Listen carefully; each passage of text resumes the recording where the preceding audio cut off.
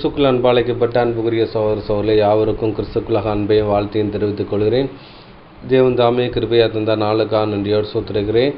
நம்மளுடைய யூடியூப் சேனலை ஃபாலோ பண்ணுற சகோதர சகோதரர்களுக்கு அன்பின் நல்வாழ்த்துக்கள். அன்புக்குரிய சகோதர சகோதரர்களே, நம்ம இன்றைக்கி என்ன பாடம் பார்க்க போகிறோம்னா ஓமை பார்க்க போகிறோம். இந்த மாதம் நம்ம பார்க்குறதான ஒரு ஓமை பார்க்க போகிறோம். போன தடவை நம்ம ஒரு ஓமை பார்த்தோம். பரிசேயர் ஆயக்காரன் தானே ஒரு ஓமை பார்த்து முடிச்சிருக்கோம். இந்த வாரம் என்ன பார்க்க போகிறோம்னு பார்த்தீங்கன்னா, ஐஸ்வர்யவானும் ஜெபாலய தலைவன் என்ற தலைப்பின் கீழே இந்த வேத வசனத்தை இந்த ஓமையை நம்ம தியானிக்க போகிறோம். ஆனால் இந்த ஓமைக்கு நம்ம என்ன தலைப்பு கொடுத்துருக்கலாம்னு பார்த்தீங்கன்னா, ஊசின் காதில் ஒட்டகம்னு சொல்லி இந்த தலைப்பு கொடுத்துருக்கலாம். ஏற்கனவே இந்த பாடத்தை 2 வருஷத்துக்கு முன்னாடியே என்ன பண்ணிருக்கோம் பார்த்தீங்கன்னா, நம்ம யூடியூப் தளத்தில் பதிவிட்டிருப்போம். அதனால் அதில் ரொம்ப டீட்டெயில்ஸாக ரொம்ப பேசியிருப்போம் இந்த காரியங்களை. இன்றைக்கி வேறு ஆங்கிளில் நம்ம பார்க்க போகிறோம். இன்னொன்று பார்த்தீங்கன்னா, இது அந்த காரியங்களை மையப்படுத்துகிற இதாக இருக்குன்னு எடுத்திருக்கோம். அதில் ஒவ்வொரு வசனத்தோடைய டீட்டெயில்ஸை அதில் நம்ம போட்டிருப்போம். ஊசிக்கான ஒட்டகத்தை குறித்து ரொம்ப எல்லாம் அருமையாக போட்டிருப்போம். இன்றைக்கி அந்த விஷயத்தை பார்க்க போகிறோம். இது வேறு கண்ணோட்டத்தோடு பார்க்க போகிறோம். வாசிக்கலாம். லூக்கா 18ஆம் அதிகாரம் 18 முதல் 27 வசனங்கள் படிக்கலாம். லூக்கா அதிகாரம் 18 வசனங்கள் 18 முதல் 27 முடிய. அப்பொழுது தலைவன் ஒருவன் அவரை நோக்கி, நல்ல போதகரே, நித்திய ஜீவனை சுதந்தரித்துக் கொள்வதற்கு நான் என்ன செய்ய வேண்டும் என்று கேட்டான். அதற்கு இயேசு, நீ என்னை நல்லவன் என்று சொல்வானேன்? தேவன் ஒருவர் தவிர நல்லவன் ஒருவரும் இல்லையே. போதும் பார்க்கும். இப்போ சொல்றாருன்னா, இந்த நம்ம இந்த வசனத்தை வாசிக்கும் போச்சிலேயே இந்த காரியங்கள் வருது. அப்பொழுது தலைவன் ஒருவன் அவரை நோக்கி, நல்ல போது நித்திய ஜீவனை சுதந்திரத்துக் கொள்வதற்கு நான் என்ன செய்ய வேண்டும் சொல்றார். அப்போ நித்திய ஜீவனைன்னா அவர் என்ன சொல்றாரு, நான் அழியாமுக்குள்ளே போகணும் அப்படின்னா, பாவத்து சம்பளம் மரணம்னு இருக்கு. ஆதாமினுடைய மரணத்துக்குள்ளே எல்லாரும் போயிட்டு இருக்காங்க. அதனால் ஜீவனை பெறணும்னா நான் என்ன செய்யணும்னு சொல்லிட்டு அவர் கற்பனை கை கொள்ளுன்றார். அப்போ கற்பனை கை கொள்ளு ஏன் சொல்கிறாருன்னு பார்த்தீங்கன்னா, அதுக்கு முன்னாடி பார்த்தீங்கன்னா ஆதாமுக்கு கட்டளை இட்டார். அதை கட்டளை மீறினா அதனால் பார்த்தீங்கன்னா அது பாவமாக இருக்குதுன்னு பார்க்கும். கட்டளை மீறுவதே பாவம்னு பார்க்கும். அப்போ இங்கே நியாயப்பிரமாண கட்டளை கொடுத்துருக்காரு. இந்த கட்டளை நீ ஃபாலோ பண்ணினீங்கன்னா ஜீவனுக்குள்ளே போயிடலாம். மொத்தத்தில் கீழ்ப்படின்னு பார்க்கும். ஆதாம் கீழ்ப்படியில் அவனுக்கு கொடுத்த கட்டளை மீறிட்டார். இப்போ நியாயப்பிரமாணம் சொல்லி 10 கட்டளை கொடுத்துருக்கோம். அந்த 10 கட்டளை 618 கட்டளைகள் இருக்குதுன்னு பார்க்கும். அதோடைய 10 கட்டளையோடைய டெஃபினேஷன் விளக்கங்கள் அதில் இருக்குது. இன்னென்ன காரியங்கள்னு சொல்லியிருக்கு. இச்சையாக இருப்பான்னு எதெல்லாம் இச்சையாக இருக்கக்கூடாது பெரிய லிஸ்ட் அவுட் இருக்கும். கனம் பண்ணுன்னா எப்படிலாம் கனம் பண்ணுங்கிற ஒரு லிஸ்ட் அவுட் இருக்குன்னு பார்க்கும். அதனால் இந்த 10 கட்டளையை நீ கை கொண்டா, அதாவது அதுபடி கீழ்ப்படிந்தா நீ நித்திய ஜீவனை சுதந்திரிக்கலாம். அப்படின்னா நித்திய ஜீவனை அழியாமுக்குள்ளே பெயர்லாங்கிற விஷயம் சொல்கிறாரு. அவர் இந்த யார் கேட்கான்னா, இதை சாதாரண ஒரு ஆள் கேட்கல. ஜெப ஆலய தலைவன் சொல்லப்பட்டுன்னு பார்க்கும். இது தலைவன் சொல்லப்பட்டிருக்கு. ஆனால் ஆக்சுவலி என்ன பார்த்தீங்கன்னா, ஜெபாலய தலைவன் அப்படின்னா அந்த ஜெப ஆலயங்கள் எங்கே இருக்குன்னா, யூதர்கள் வசிக்கிறதான இடங்கள் இருக்குது. அங்கே தான் என்ன பண்ணுவோம் பார்த்தீங்கன்னா, அந்த ஓய்வு நாளில் தோராவை தியானிக்கிறது. அங்கே சத்தியங்களை தீர்க்க தரிசன வசனங்கள் சத்தியங்களை தியானிக்கிற இடமும் அது இருக்குதுன்னு பார்க்கும். இது ஜெபாலயம். இன்னொன்று உபவாசம் இருக்கிற நாளுக்கெல்லாம் என்ன செய்வாங்க, வீடுகளில் இருக்காமல் ஜெபாலயங்களை போய் தன்னை தாழ்த்தி அங்கே இருப்பாங்க. இன்னொன்று பார்த்து ஜெபாலயங்களில் ஜெபம் பண்ணுறதுக்கு அங்கே போவாங்கன்னு பார்க்கும். இந்த மாதிரி சூழ்நிலை இருக்குது. அதில் ஒரு இன்சார்ஜாக இருக்குது. யார் இருக்கான்னு பார்த்தீங்கன்னா, இந்த ஜெபாலய தலைவன் இருக்கிறான்னு பார்க்க. அவர் தான் ஆர்கனைசர், எல்லாத்தையும் ஒழுங்கு பண்ணுறவராக இருக்கான்னு பார்க்கும்.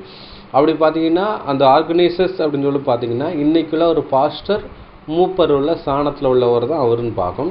அப்போ அவர் கேட்காரு, என்ன கேட்காருன்னா, ஏன்னா இவருடைய வேலை என்னென்னா ஜனங்களுக்கு சத்தியத்தை எடுத்துரைக்கிற ஒரு வேலையை இவர் பண்ணிக்கிட்டு இருக்காரு. இப்போ அவர் தான் என்ன கேட்காருன்னா, நான் நித்திய ஜீவனை சுதந்திரத்துக்குள்ள என்ன செய்ய வேண்டும் அப்படின்னா, முடிவில்லா உலகத்துக்கு நான் அழியாமல் சுதந்திரத்துக்குள்ள வேண்டும் என்றால் என்ன செய்யணும்னு சொல்கிறாரு. அவர் கீழ்கண்ட வசனம் சொல்கிறார், கற்பனையை கை கொள்ளுங்க அப்படின்னு சொல்லி அவர் சொல்கிறான்னு பார்க்கும். அதை கூட படிக்கலாம், தொடர்ந்து படிக்கலாம். விபசாரம் செய்யாதிருப்பாயாக, கொலை செய்யாதிருப்பாயாக, களவு செய்யாதிருப்பாயாக, பொய் சாட்சி சொல்லாதிருப்பாயாக, உன் தகப்பனையும் உன் தாயையும் கனம் பண்ணுவாயாக என்கிற கற்பனைகளை நீ அறிந்திருக்கிறாயே என்றார். அதற்கு அவன், இவைகளையெல்லாம் என் சிறு வயது முதல் கை கொண்டிருக்கிறேன் என்றான். பார்த்தீங்கன்னா சொல்கிறாரு, அப்போ நியாயப்பிரமாணத்தில் உள்ள கட்டளையை சொல்கிறார், 10 கட்டளையை சொல்கிறாரு. அப்போ வந்து இந்த இந்த கற்பனையெல்லாம் நீ அறிந்திருக்கிறாயே அப்படின்னு சொல்லி அவர் சொல்கிறாரு. ஏன்னா சாதாரண ஒரு மனுஷன்ட்ட சொல்லலை, அவர் ஜெபாய தலைவன்ட்ட பேசுகிறாரு. அப்படின்னா பாஸ்டர் மூப்பர்கிட்ட சொல்கிறார், உனக்கு தெரியாத ஒரு விஷயம் இல்லை, இதெல்லாம் உனக்கு தெரிஞ்சது தானே, இப்போ ஏன் என்கிட்ட கேட்க அப்படின்னு சொல்லி கேட்குறாரு. அப்போ அந்த ஜெபாலய தலைவன் என்ன சொல்கிறாருன்னா, நான் அதற்கு அவன் வந்துட்டு இவையெல்லாம் சிறு வயது முதலே நான் கை கொள்கிறேன். எங்கள் அம்மா அப்பா வந்துட்டு நல்ல ஒரு ஸ்பிரிச்சுவல் மீனிங்கில் இருக்கிறனால என்னை சிறு வயசுலேருந்து வந்து கை கொள்கிறேன் அப்படின்னு சொல்கிறாரு. ஆனால் வந்துட்டு பார்த்தீங்கன்னா நம்ம ஆண்டவராகிய இயேசு கிறிஸ்துவுக்கு எல்லாமே தெரியும். அவர் இருதயங்களே அந்தரங்கங்களே ஆராய்ந்து ஒரு இருக்கான்னு பார்க்கணும். அப்போ வந்துட்டு இவர் வந்துட்டு நியாயப்பிரமாணத்தை இதுவரை யாருமே கை கொண்டது இல்லை. அப்படி பார்த்தீங்கன்னா எல்லாரும் சகோதரர்களாக காணப்படுறாங்கன்னு பார்க்கும். அப்படி பார்த்தீங்கன்னா பழைய ஏற்பாடில் தான் வந்துக்கிட்டு என்னன்னா அதாவது விபச்சாரம் செஞ்சால் தான் பாவம். புதிய ஏற்பாடில் ஒரு ஸ்ரீயை இச்சையோடு செய்தாலே பாவங்கிற விஷயம் சொல்லப்படுதுன்னு பார்க்கும். அப்போ பழைய ஏற்பாடில் ஒருத்தனை கொலை செஞ்சால் தான் பாவம். புதிய ஏற்பாடு சத்தியத்தின்படி சகோதரனே நியாயமில்லாமல் கோபித்து கொண்டது கொலை பாதகம் என்று சொல்லப்படுது. இன்னொன்று பார்த்தீங்கன்னா இது வந்துட்டு கிறிஸ்துவின் பிரமாணம் சிலுவைக்கு அப்புறம் உள்ளது. ஆனால் வந்துட்டு பார்த்தீங்கன்னா சிலுவைக்கு முன்னாடி நியாயப்பிரமாணத்தை கை கொண்டா, இதில் வந்து லிட்ரலாக சொல்லப்பட்ட ஒரு விஷயத்தை கை கொண்டாலே நினச்சிடலாம் அவனுக்கு ஜீவனுக்கு போயிடலான்னு பார்க்கும். ஆனால் அவர் இதை லிட்ரலாக கை கொள்ளணும்னா இயேசு கிறிஸ்துவோட மரணத்துக்கு முன்னாடி இந்த சம்பவங்கள் நடக்கணும். இயேசு கிறிஸ்து மரணத்துக்கு அப்புறம் இதை கை கொண்டா அது வந்துட்டு ஜீவனுக்கு போக முடியாது. ஏன்னா ஜீவனுக்கு போனால் இதுக்கு வந்துட்டுலாம் ஆவிக்குரிய அர்த்தங்கள் இருக்குது. அந்த அர்த்தத்தைப்படி நம்ம வாழ்ந்தால் தான் நினச்சது ஜீவனுக்குள்ள ஒரு விஷயம் இருக்குது. ஏன்னா இது இந்த சட்ட திருத்தங்களையெல்லாம் இயேசு கிறிஸ்து திருத்திட்டாருன்னு பார்க்கணும். அப்போ அதன்படி வாழணும். பழைய ஏற்பாடில் விபச்சாரம் செஞ்சால் தான் பாவம். புதிய ஏற்பாட்டில் அந்த ஆபாசங்கள் சினிமா பார்த்தாலே பாவம்னு பார்க்கும். அப்போ வந்துட்டு பழைய ஏற்பாடில் கொலை செஞ்சால் குற்றம். இன்றைக்கி சகோதரனே இருதயத்தில் வந்துட்டு வஞ்சித்து கோவப்பட்டுட்டு அவனுக்கு விரோதமாக செய்தாலே எல்லாமே பாவங்கிறான விஷயம் இங்கே சொல்லப்படுதுன்னு பார்க்கணும். இந்த ஒரு விஷயம் அப்போ வந்துட்டு சொல்கிறாரு, அப்போ நியாயப்பிரமாணத்தை நான் ஃபாலோ பண்ணுறேங்கிறான விஷயம் சொல்கிறான்னு பார்க்கும். ஆனால் நியாயப்பிரமாணத்தில் வந்துக்கிட்டு நீ எல்லாத்தையும் ஃபாலோ பண்ணாலும் ஒன்றிலே தரவுன்னா குற்றமுள்ளவனா இருப்பான்கிறான விஷயம் அவர் சொல்கிறான்னு பார்க்கும். அதை கூட படிக்கலாம். யாக்கோபு 2:10. யாக்கோபு அதிகாரம் 2 வசனங்கள் 10 மற்றும் 11. எப்படியெனில் ஒருவன் நியாயப்பிரமாணம் முழுவதையும் கை கொண்டிருந்தும் ஒன்றிலே தவறினால் எல்லாவற்றிலும் குற்றவாளியாயிருப்பான். ஏனென்றால் விபசாரம் செய்யாதிருப்பாயாக என்று சொன்னவர் கொலை செய்யாதிருப்பாயாக என்றும் சொன்னார். ஆதலால் நீ விபசாரம் செய்யாமல் இருந்தும் கொலை செய்தாயானால் நியாயப்பிரமாணத்தை மீறினவன் ஆவாய். அப்போஸ்தலனாகிய யாக்கோபு என்ன சொல்றாருன்னா, இதில் வந்துட்டு நியாயப்பிரமாணத்தை கை கொள்வது சரிதான், ஆனால் வந்துட்டு ஒன்றிலே தவறினா குற்றம் உள்ளவனா இருப்பான்னு சொல்றாரு. இது என்ன சொல்றாரு, விபச்சாரம் செய்யாதிருப்பாய் என்று சொன்னவர் கொலை செய்யாதிருப்பாயாக என்று சொல்லியிருக்கார். நீ விபச்சாரம் செய்யாமல் இருந்துட்டு கொலை செஞ்சால் நியாயப்பிரமாணத்தை மீறுவாங்கிறான்னு விஷயம் சொல்கிறான்னு பார்க்கணும். தாவீது என்ன பண்ணுறாரு, அடுத்த மனைவி எடுத்துக்கிறார், விபச்சாரம் பண்ணுறாரு.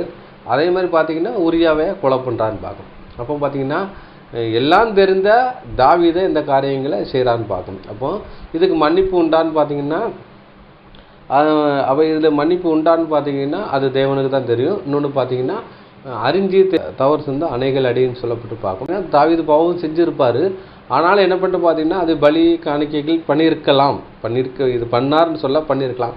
பண்ணியிருந்தால் அவர் பாவம் மன்னிக்கப்பட்டிருப்பான்னு பார்த்தீங்கன்னா அதெல்லாம் மூடப்பட்டிருக்குன்னு பார்க்கணும். அதான் நீங்கள் எபிரேயரில் நீங்கள் படித்தீங்கன்னா அதெல்லாம் சடங்காச்சாரம்னு பார்க்கணும் சொல்லப்பட்டிருக்கு பார்க்கும். எபிரேயர் 9:10 பார்க்கும். அதுக்கு முந்தின வசனம் பார்த்தீங்கன்னா இந்த ஆசாரிப்பு கூடாரத்தை குறித்து பேசியிருக்குன்னு பார்க்கும். இவையெல்லாம் சீர்திருத்தல் உண்டாகும் கால வரைக்கும் நடந்தேறும்படி கட்டளையிடப்பட்ட போஜன பதார்த்தங்களும் பலவிதமான சாணங்களும் சரீரத்துக்கேற்ற சடங்கு அல்லாமல் வேறு இல்லை. அதை குறித்து கிறிஸ்துவே வரப்போகிற நன்மைகளுக்குரிய பிரதான ஆசாரியராக இருக்கிறாருங்க விஷயம் சொல்லப்படுதுன்னு பார்க்கும். அப்போ பழைய ஏற்பாட்டில் வந்தால் நிழல், கிறிஸ்து வந்தால் நிஜன்னு பார்க்கும். அப்போ பழைய ஏற்பாட்டில் செய்த பாவத்துக்கு பரிகாரமாக நிவர்த்தி போன்ற கிருபாதாரண பலியாக யார் இருக்கான்னு பார்த்தீங்கன்னா நம்ம ஆண்டவராகிய இயேசு கிறிஸ்து இருக்கிறாருங்க அந்த விஷயம் சொல்லப்படுது. அப்போ பழைய ஏற்பாட்டில் செய்த பாவங்கள் எல்லாம் மன்னிக்கப்பட்டு அவங்க ராஜ்யத்தில் என்ன பண்ணுறோம் பார்த்தீங்கன்னா அவங்க உள்ளே வருவாங்க, அவட ஒரு வாய்ப்புக்குள்ளே வருவாங்க. அது வந்துட்டு தாவீதாக இருந்தாலும் சரி, பழைய ஏற்பாட்டில் கட்டளை கை கொண்டவர் இருந்தாலும் கை கொள்ளாதவர்களாக இருந்தாலும் சரி. அப்போ கை கொண்டிருந்தாங்க, நியாயப்பிரமாணத்தை யாருமே கை கொள்ளலன்னு சொல்லி நம்ம ஆண்டவராகிய சொல்லியிருக்காருன்னு பார்க்கும். அப்படி அவங்க பழைய ஏற்பாட்டில் நியாயப்பிரமாணத்தை கை கொண்டு தான் ஜீவனுக்குள்ளே போயிடுவாங்க. அப்படின்னா முதலாம் உயிர்த்தலில் பங்குள்ளவன் பரிசுத்தவான் பாக்கியவான்னு எழுது, இரண்டாம் மரணம் அவங்க ஆளுகை செய்யதில்லைன்னு இருக்கு. அப்போ வந்துட்டு புதிய ஏற்பாடு சத்தியத்தின்படி அவங்க வந்து அது கிறிஸ்துவின் பிரமாணத்தை கை கொண்டாலும் என்ன செய்வாங்க, உயிர்த்தெழுதல் வருவாங்க. அவங்களுக்கு 2ஆம் மரணம் கிடையாது. அதேமாதிரி பழைய ஏற்பாடுலையும் அவங்க வந்து நியாயப்பிரமாணத்தை கை கொண்டிருந்தால் அவங்களும் ஜீவனுக்குள்ளே போயிடுவாங்க. இவங்களுக்கு என்ன செய்ய கிடையாதுன்னா 2ஆம் மரணம் கிடையாதுன்னு பார்க்கும். ஆனால் வந்துட்டு பார்த்தீங்கன்னா இவர் வந்துட்டு அந்த கற்பனையை கை கொள்ளலை அப்படிங்கிற விஷயத்த அவர் சொல்கிறாருன்னு பார்க்கும். அவர் கொள்ளலை, அதனால் என்ன சொன்னா ஒரு விஷயம் சொல்கிறார். என்னென்னா, உனக்குள்ளதுன்னா நீ தரித்திரத்துக்கு கொடு. அப்படி நீ கை கொள்றன்னு சொல்கிறாயாப்பா, அப்போ நான் கை கொள்கிற ஒரு விஷயத்த சொல்கிறேன் அப்படின்னு சொல்லி விஷயத்த சொல்கிறாரு பார்க்கும். மேற்கொண்ட வசனங்கள் படிக்கலாம். அதை கேட்டு, இன்னும் உன்னிடத்தில் ஒரு குறைவு உண்டு. உனக்கு உண்டானவைகளையெல்லாம் விற்று தரித்திரருக்கு கொடு. அப்பொழுது பரலோகத்திலே உனக்கு பொக்கிஷம் உண்டாயிருக்கும். பின்பு என்னை பின்பற்றி வா என்றார். பாத்தீங்கன்னா அவர் சொல்றாரு, சரிப்பா, அப்போ உன்னிடத்துல இன்னும் ஒரு குறைவு இருக்கு அப்படின்னா இயேசு கிறிஸ்து டைரக்டா சொல்லியிருக்க, என்னென்ன பாவம் நீ செஞ்சிருக்க, இந்த மாதிரி இருக்கு அப்படின்னு சொல்லியிருக்கலாம். இயேசு கிறிஸ்து அந்த விதமான எதுவுமே அவர் சொல்லலாம்னு பார்க்கும். எப்படி என்றால் இயேசு கிறிஸ்துக்கு தெரியும். ஏன்னா தாய் எனக்கு வரி கொடுப்பது இல்லையான்னு சொல்லி அங்கெல்லாம் சலசலப்பு பண்ணிக்கிட்டு இருக்க முடிச்சல அவர் அறிந்து தான் அவர் என்ன சொல்கிறாருன்னா, பேதர்கிட்ட என்ன சொல்லுவாருன்னா, நீ கடலுக்கு போ, ஒரு துண்டில் போடு, அங்கே வந்துட்டு ஒரு மீன் வாயில் வந்துக்கிட்டு வெள்ளிப்பணம் இருக்கும், உனக்கு எனக்கு கொடுன்னு இருப்பார். அப்போ வந்துட்டு அங்கே அவருடைய எல்லா நிலவரத்தையும் தெரியும், சிந்தனையில் அறிகிறவராக அவர் இருக்கிறான்னு பார்க்கும். அப்போ இந்த மனுஷனுடைய சிந்தைகளை அறிஞ்சிருப்பார். இவருக்கு நியாயப்பிரமாணத்தை கை கொண்டாரா இல்லையான்னு சொல்லி இயேசு கிறிஸ்துக்கு தெரியும். ஆனால் என்ன சொல்கிறாருன்னு பார்த்தீங்கன்னா, உன்னிடத்துல ஒரு குறை இருக்குது அப்படின்னு சொல்லி சொல்கிறாரு. அவர் ஒரு ஐஸ்வர்யவனாக இருக்கிற அப்படின்னால அவர் என்ன சொல்கிறாருன்னா, இப்போ நீ அது கை கொண்டுன்னு சொல்கிறீங்களப்பா, இப்போ நான் சொல்கிறத நீ கை கொள். என்ன சொல்கிறேன்னா, நீ வந்து தரித்திரக்கு என்னென்னா உனக்குள்ள வச்சு தரித்திரனுக்கு கொடு, உன்னுடைய பங்கு நினச்சது நீ தரித்திரனுக்கு கொடுத்துரு. அதுக்கப்புறம் என்னை வச்சு என்னை பின்பற்றி வா, என்னென்னு பின்பற்றி வந்தால் அவனுக்கு என்னது நித்திய ஜீவன் கிடைக்குங்கிற விஷயம் சொல்கிறான்னு பார்க்கும். அதான் கீழ்கண்ட வசனங்களை படித்தீங்கன்னா அவர் சொல்லுவார், பேதுரு கேட்க, எல்லா விஷயம் பின்பற்றி வந்தமே அப்போ எங்களுக்கு என்ன கிடைக்கும் அப்படின்னு சொன்னோன்னா, இன்மையிலே என்னது இன்மையிலே அதிகமாகும், மறுமையிலே நித்திய ஜீவனையும் அடையாமல் போகுது என்று மெய்யாகவும் சொல்லிட்டேன். அப்போ பேதுரு என்ன சொல்லுவாருன்னா, நான் வந்துக்கிட்டு எங்கள் சகோதரர் மனைவி பிள்ளைகளெல்லாம் விட்டு வந்துட்டோமே, ஏன்னா உங்களோட உபதேசத்தை கேட்டு எங்களை வீட்டையெல்லாம் ஒதுக்கி வச்சுட்டாங்க. இந்த மாதிரி சூழ்நிலை இருக்குது. ஏன்னா கிறிஸ்துவ நீங்கள் இப்போ பின்பற்றினீங்கன்னா உங்களை வந்துக்கிட்டு செவ்வாலயங்களை புறம்பாக விலைக்கு வச்சுட்டாங்க, அந்த மாதிரி எங்களை விலைக்கு வச்சுட்டாங்க அப்படின்னு கேட்கும்போது அப்படி சொல்கிறாரு, கேட்குறாரு, இந்த மாதிரி எங்களை ஒதுக்கி வச்சுட்டாங்களே அப்படின்னு சொல்லி காமிச்சல, நீங்கள் நித்திய ஜீவனை பெற்றுக்கொள்வீங்க, அது போக நீங்கள் இந்த ஒரு ஆளுகையும் பெற்றுக்கொள்வீங்க. இன்றைக்கி உங்களை ஒதுக்கி வச்சாங்க, நாளைக்கு இவங்களே நீங்கள் ஆளுகை பண்ணுவீங்க அங்கிறான விஷயத்த அவர் என்ன சொல்கிறாருன்னு பார்க்கணும். அவன் பார்த்தீங்கன்னா அவர் சொல்கிறாரு, நீ விச்சு தரித்திரக்கு கொடுஞ்சனோன்னு அவன் என்ன சொல்கிறான்னு பார்த்தீங்கன்னா, அவன் வந்துட்டு என்ன பண்ணுறான் பார்த்தீங்கன்னா, ஐசவனாக இருக்கிற அப்படின்னா துக்கம் உண்டாவனா அப்படின்னு சொல்லி சொல்லப்படுதுன்னு பார்க்கும். அப்போ வந்துட்டு 22 படித்தோம். அப்போ வந்து தரித்திரருக்கு கொடுத்தா அவன் வந்துட்டு என்ன சொல்கிறான்னா, அவன் நீதிமானா மாறிடுவானா அப்படின்னு பார்த்தீங்கன்னா, வேதவசனம் என்ன சொல்லப்பட்டிருக்குன்னா, மாறுறதுக்கு வாய்ப்பு இருக்குது. ஏன்னா எல்லாத்தையும் விட்டுட்டு வந்தால் வாய்ப்பு இருக்குன்னு பார்க்கும். ஏன்னா ஒரு கலசம் தண்ணீர் கொடுத்தாலும் பிரீதபலின் காண்பாய்ங்கிற விஷயம் சொல்லப்படுதுன்னு பார்க்கும். அப்போ வந்துட்டு 7 வாரி 27 கொடுத்தான், அவனுடைய நீதி என்றென்று இருக்குங்கிற விஷயத்தை அவர் சொல்கிறான்னு பார்க்கும். அது கூட படிக்கலாம். 2 கொரிந்தியர் 9:9. 2 கொரிந்தியர் அதிகாரம் 9:9. வாரி இறைத்தான், ஏழைகளுக்கு கொடுத்தான், அவனுடைய நீதி என்றென்றைக்கும் நிற்கும் என்று எழுதியிருக்கிறபடியாகும். அப்போ பார்த்தீங்கன்னா, வாரி இறைத்தான், ஏழைகளுக்கு கொடுத்தான், அவனுடைய நீதி என்றென்று இருக்கும் என்று எழுதியிருக்கிறேன். அப்போ வந்து இவர் சொத்தை விற்று ஏழைகளுக்கு கொடுத்தான்னு வந்தீங்களா, அவன் என்ன செய்ய பார்த்தீங்கன்னா, அவன் நீதி இருக்கும், அவனுடைய நீதி என்றென்றைக்கு நிலைநிற்குங்கிறான விஷயத்த அவர் சொல்கிறான்னு பார்க்கும். அப்போ அவர் வந்து விற்று கொடுத்தான்னு வந்தீங்கன்னா, அப்போ அதுக்குள்ளே ஒரு பிரதிபலனை கட்டில் அவருக்கு கிடைக்கும். இன்னொன்று பார்த்தீங்கன்னா, இயேசு கிறிஸ்து சொன்னனால அவர் வந்துக்கிட்டு அதை சொத்து பத்தை விற்று கொடுத்தான்னு வைங்களேன், அதுக்கப்புறம் பார்த்தீங்கன்னா ஜீவனும் கிடைக்கும். இயேசு கிறிஸ்து ஃபாலோ பண்ணாலும் அவருக்கு ஊழியம் செஞ்சாலும் அவனுக்கு வந்துட்டு ஜீவன் கிடைக்குன்னு பார்க்கும். பின்னாடி என்ன பண்ணுறான்னு பார்த்தீங்கன்னா, கிறிஸ்துவை ஃபாலோ பண்ணுறவங்க என்ன பண்ணுறாங்கன்னா, சொத்து பத்தங்களை விற்று அப்போஸ்தலரோட பாதப்படியில் வச்சு அவங்க என்ன செய்கிறாங்க, எல்லாருமே பொதுவாக அனுபவிச்சாங்க, எல்லாருமே ஈக்குவல் ரேஞ்சை அனுபவிச்சாங்கன்னு பார்க்கும். அப்போ வந்துட்டு இங்கே சொன்ன மாதிரி இயேசு கிறிஸ்து சொன்னது இவர் செஞ்சுதான் வைங்களேன், இவர் வந்துட்டு ஒரு நீதியை பெற்றிருப்பார், ஜீவனுக்கு போகிறதுக்கு ஒரு வாய்ப்பு இருக்குன்னு பார்க்கணும். அதான் வாரி இறைத்தான், ஏழையில் கொடுத்தான், அவனோட நீதி என்றென்றைக்கு நிலை நிற்குன்னு சொல்லிட்டு. அப்போ அவர் நீதியின் படி நினச்சிட்டாரு, அவர் நியாயத்திற்பு அவருக்கு அடைஞ்சிருப்பார்னு பார்க்கும். அப்போ இவர் என்ன பண்ணியிருக்கணும், வித்து இலையில் கொடுத்துருக்கணும், இயேசு கிறிஸ்துவை ஃபாலோ பண்ணிருக்கணும். அப்போ எல்லாரும் சொத்தை எழுதி கொடுத்தா பரலோக ராஜ்யம் போயிடுமா, ஜீவனை பெற்றவனா அதெல்லாம் கிடையாது. நீங்கள் வந்துட்டு இப்போ இயேசு கிறிஸ்து இவருக்கு சொன்ன ஒரு விஷயம் அப்படின்னா அவர் வந்துட்டு விட சொல்கிறான்னு பார்க்கணும். எல்லாம் கை கொண்டுறான்னு சொன்னால் அப்போ இதை விட்டுட்டு என்னை ஃபாலோ பண்ணால் உனக்கு கிடைக்கும், ஜீவன் கிடைக்குங்கிறான்னு விஷயத்தை அவர் சொல்கிறான்னு பார்க்கணும். அடுத்தபடி அன்புக்குரிய சகோதரரே, அடுத்த வசனம் 23 வசனம் படிக்கலாம். அதிக ஐஸ்வர்யம் உள்ளவனாய்படியினால் இதை கேட்ட பொழுது மிகுந்த துக்கமடைந்தான். அவன் மிகுந்த துக்கம் அவன் என்ன செய்யாது, மிகுந்த துக்கம் அடைந்தான் சொல்லப்பட்டிருக்கு. ஐஸ்வர்யம் இருந்த அப்படின்னா அவன் இதை கேட்ட பொழுது மிகுந்த துக்கம் அடைந்தான் இருக்கு. ஏன் துக்கம் அடைந்தாங்கிறான விஷயத்த வந்து பார்க்கலாம். ஏன்னா அவர் ஐஸ்வர்யனாக இருக்கிறதுனால என்ன செய்யுது, இதை அந்த ஐஸ்வர்யத்தை விட்டுட்டு அவனுக்கு வர விருப்பம் இல்லை பார்க்க. ஏன்னா அவர் ஒரு மேன்மையான ஒரு ஸ்தானத்தில் இருக்க எல்லாத்தையும் விட்டுட்டு எப்படி போகிறது, இவர் இயேசு கிறிஸ்துவ பின்னாடி போனாங்கன்னா ஊர் உலகம் என்ன சொல்லுவது. ஏன்னா இயேசு கிறிஸ்துவ வச்சு பின்னாடி போனால் ஜெபாலயத்தை விட்டு புறம்பாக்கி போடுற ஒரு விஷயம் சொல்கிறாங்க. அப்படி கொஞ்சம் எப்படி போகிறது, இயேசு கிறிஸ்துவ கேட்டால் ஏதாட்டும் ஒரு அட்வைஸ் கொடுப்பாரு, அதை கேட்டு நம்ம ஃபாலோ பண்ணலான்னு பார்த்தா இன்றைக்கி இவர் நினச்சிட்டு தன்னை ஃபாலோ பண்ணுன்னு சொல்கிறாரு. ஏன்னா இவரை வந்துட்டு ஃபாலோ பண்ணால் தேவாலயத்துக்கு புறம்பா வச்சிருவாங்கன்னு பார்க்கணும். இப்படி ஒரு என்ன செய்கிறாங்க ஆசாரிகள், இப்போ பிரதான ஆசாரிகள் வந்து கொடுத்துருக்கான்னு பார்க்கணும். அப்போ ஆசாரிகள், பிரதான ஆசாரிகளுடைய இன்சார்ஜாக எது இருக்குன்னு பார்த்தீங்கன்னா ஆலயம், தேவனுடைய ஆலயம் சொல்லப்பட்டது. அது என்னென்னா பரிசுத்த நகரமாகிய எருசலேமில் இருக்குது. இது ஜெபாலயங்கள் எங்கே இருக்குது பார்த்தீங்கன்னா யூதர்கள் வசிக்கிற கலிலேயாவில் இருக்குது. அதுக்கப்புறம் பார்த்தீங்கன்னா யூதர் எங்கெங்கே வசிக்கிறாங்களோ அந்தந்த ஏரியாக்கள்லாம் என்ன பண்ண பார்த்தீங்கன்னா வந்துக்கிட்டு இந்த ஜெபாலயங்கள் இருக்கு. அப்படி உள்ள ஊர்வா தான் இவருன்னு பார்க்கும். அவர் என்ன செய்யறது, துக்கம் உண்டவராய் போனாருங்கிற விஷயம் சொல்லப்படுதுன்னு பார்க்கும். படிச்சிடலாம். மத்தேயு 16ஆம் அதிகாரம் 24 முதல் 27 வசனம் வரை படிக்கலாம். மத்தேயு அதிகாரம் 16 வசனங்கள் 24 முதல் 27 முடிய. அப்பொழுது இயேசு தம்முடைய சீஷர்களை நோக்கி, ஒருவன் என்னை பின்பற்றி வர விரும்பினால் அவன் தன்னைத்தான் வெறுத்து தன் சிலுவையை எடுத்துக்கொண்டு என்னை பின்பற்ற கடவன். தன் ஜீவனை ரட்சிக்க விரும்புகிறவன் அதை இழந்து போவான். என் நிமித்தமாக தன் ஜீவனை இழந்து போகிறவன் அதை கண்டடைவான். மனுஷன் உலகம் முழுவதையும் ஆதாயப்படுத்தி கொண்டாலும் தன் ஜீவனை நஷ்டப்படுத்தினால் அவனுக்கு லாபம் என்ன? மனுஷன் தன் ஜீவனுக்கு ஈடாக எண்ணத்தை கொடுப்பான். மனுஷகுமாரன் தம்முடைய பிதாவின் மகிமை பொருந்தினவராய் தம்முடைய தூதரோடு கூட வருவார். அப்பொழுது அவன் கிரியைக்கு தக்கதாக அவனுக்கு பலனளிப்பார். பார்க்கும். ஆனால் என்ன சொல்றாரு பார்த்தீங்கன்னா, இயேசு கிறிஸ்துவ பின்பற்றுற ஒரு விஷயத்த சொல்றாரு. ஃபாலோ பண்ற விஷயத்த சொல்ல முடிச்சு பார்த்தீங்கன்னா, இயேசு தம்முடைய சீசர்களை நோக்கி, ஒருவன் என்னை பின்பற்ற வர விரும்பினால் அவன் தன்னைத்தான் வெறுத்து தன் சிலுவையை எடுத்துக்கொண்டு என் பின்பற்ற கடவன். இந்த ஜெப ஆலய தலைவர்கிட்ட அவர் சொல்ல முடிச்சு என்னன்னா, என்னை பின்பற்று வா, ரெண்டு ஸ்டேஷன் ஆகிறா பின்பற்றி வா அப்படின்னு சொல்கிறாரு.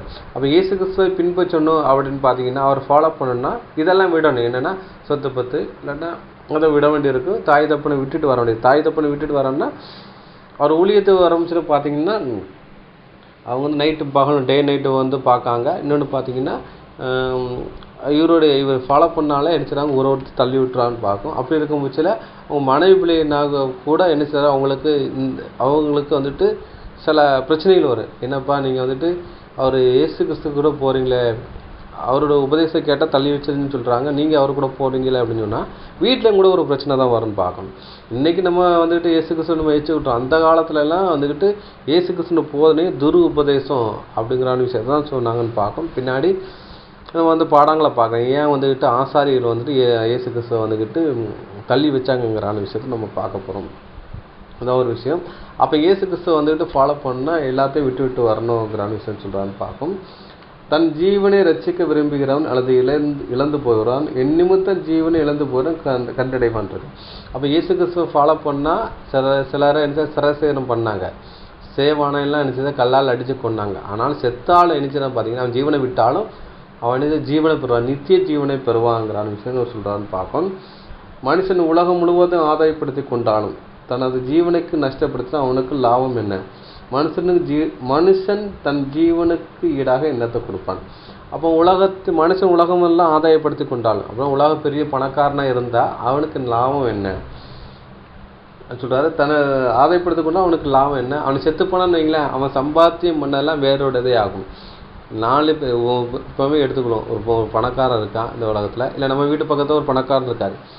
அவரு செத்து போனாலும் எங்கே புதைப்பாங்க? பொது மையவாடியில் தான் புதைப்பாங்க. சாதாரண ஒரு ஏழை செத்தாலும் அவர் கூட தான் பொது மையவாடியில் தான் புதைப்பாங்க. அப்போ 2 பேரும் ஒன்று தான். அப்போ இவர் என்னதை தான் சம்பாத்தியம் பண்ணி வச்சாலும் குடும்பம் கோத்திரம் அனுபவிக்கணும் வழிய இவரால் அதை எதுவுமே பண்ண முடியாது.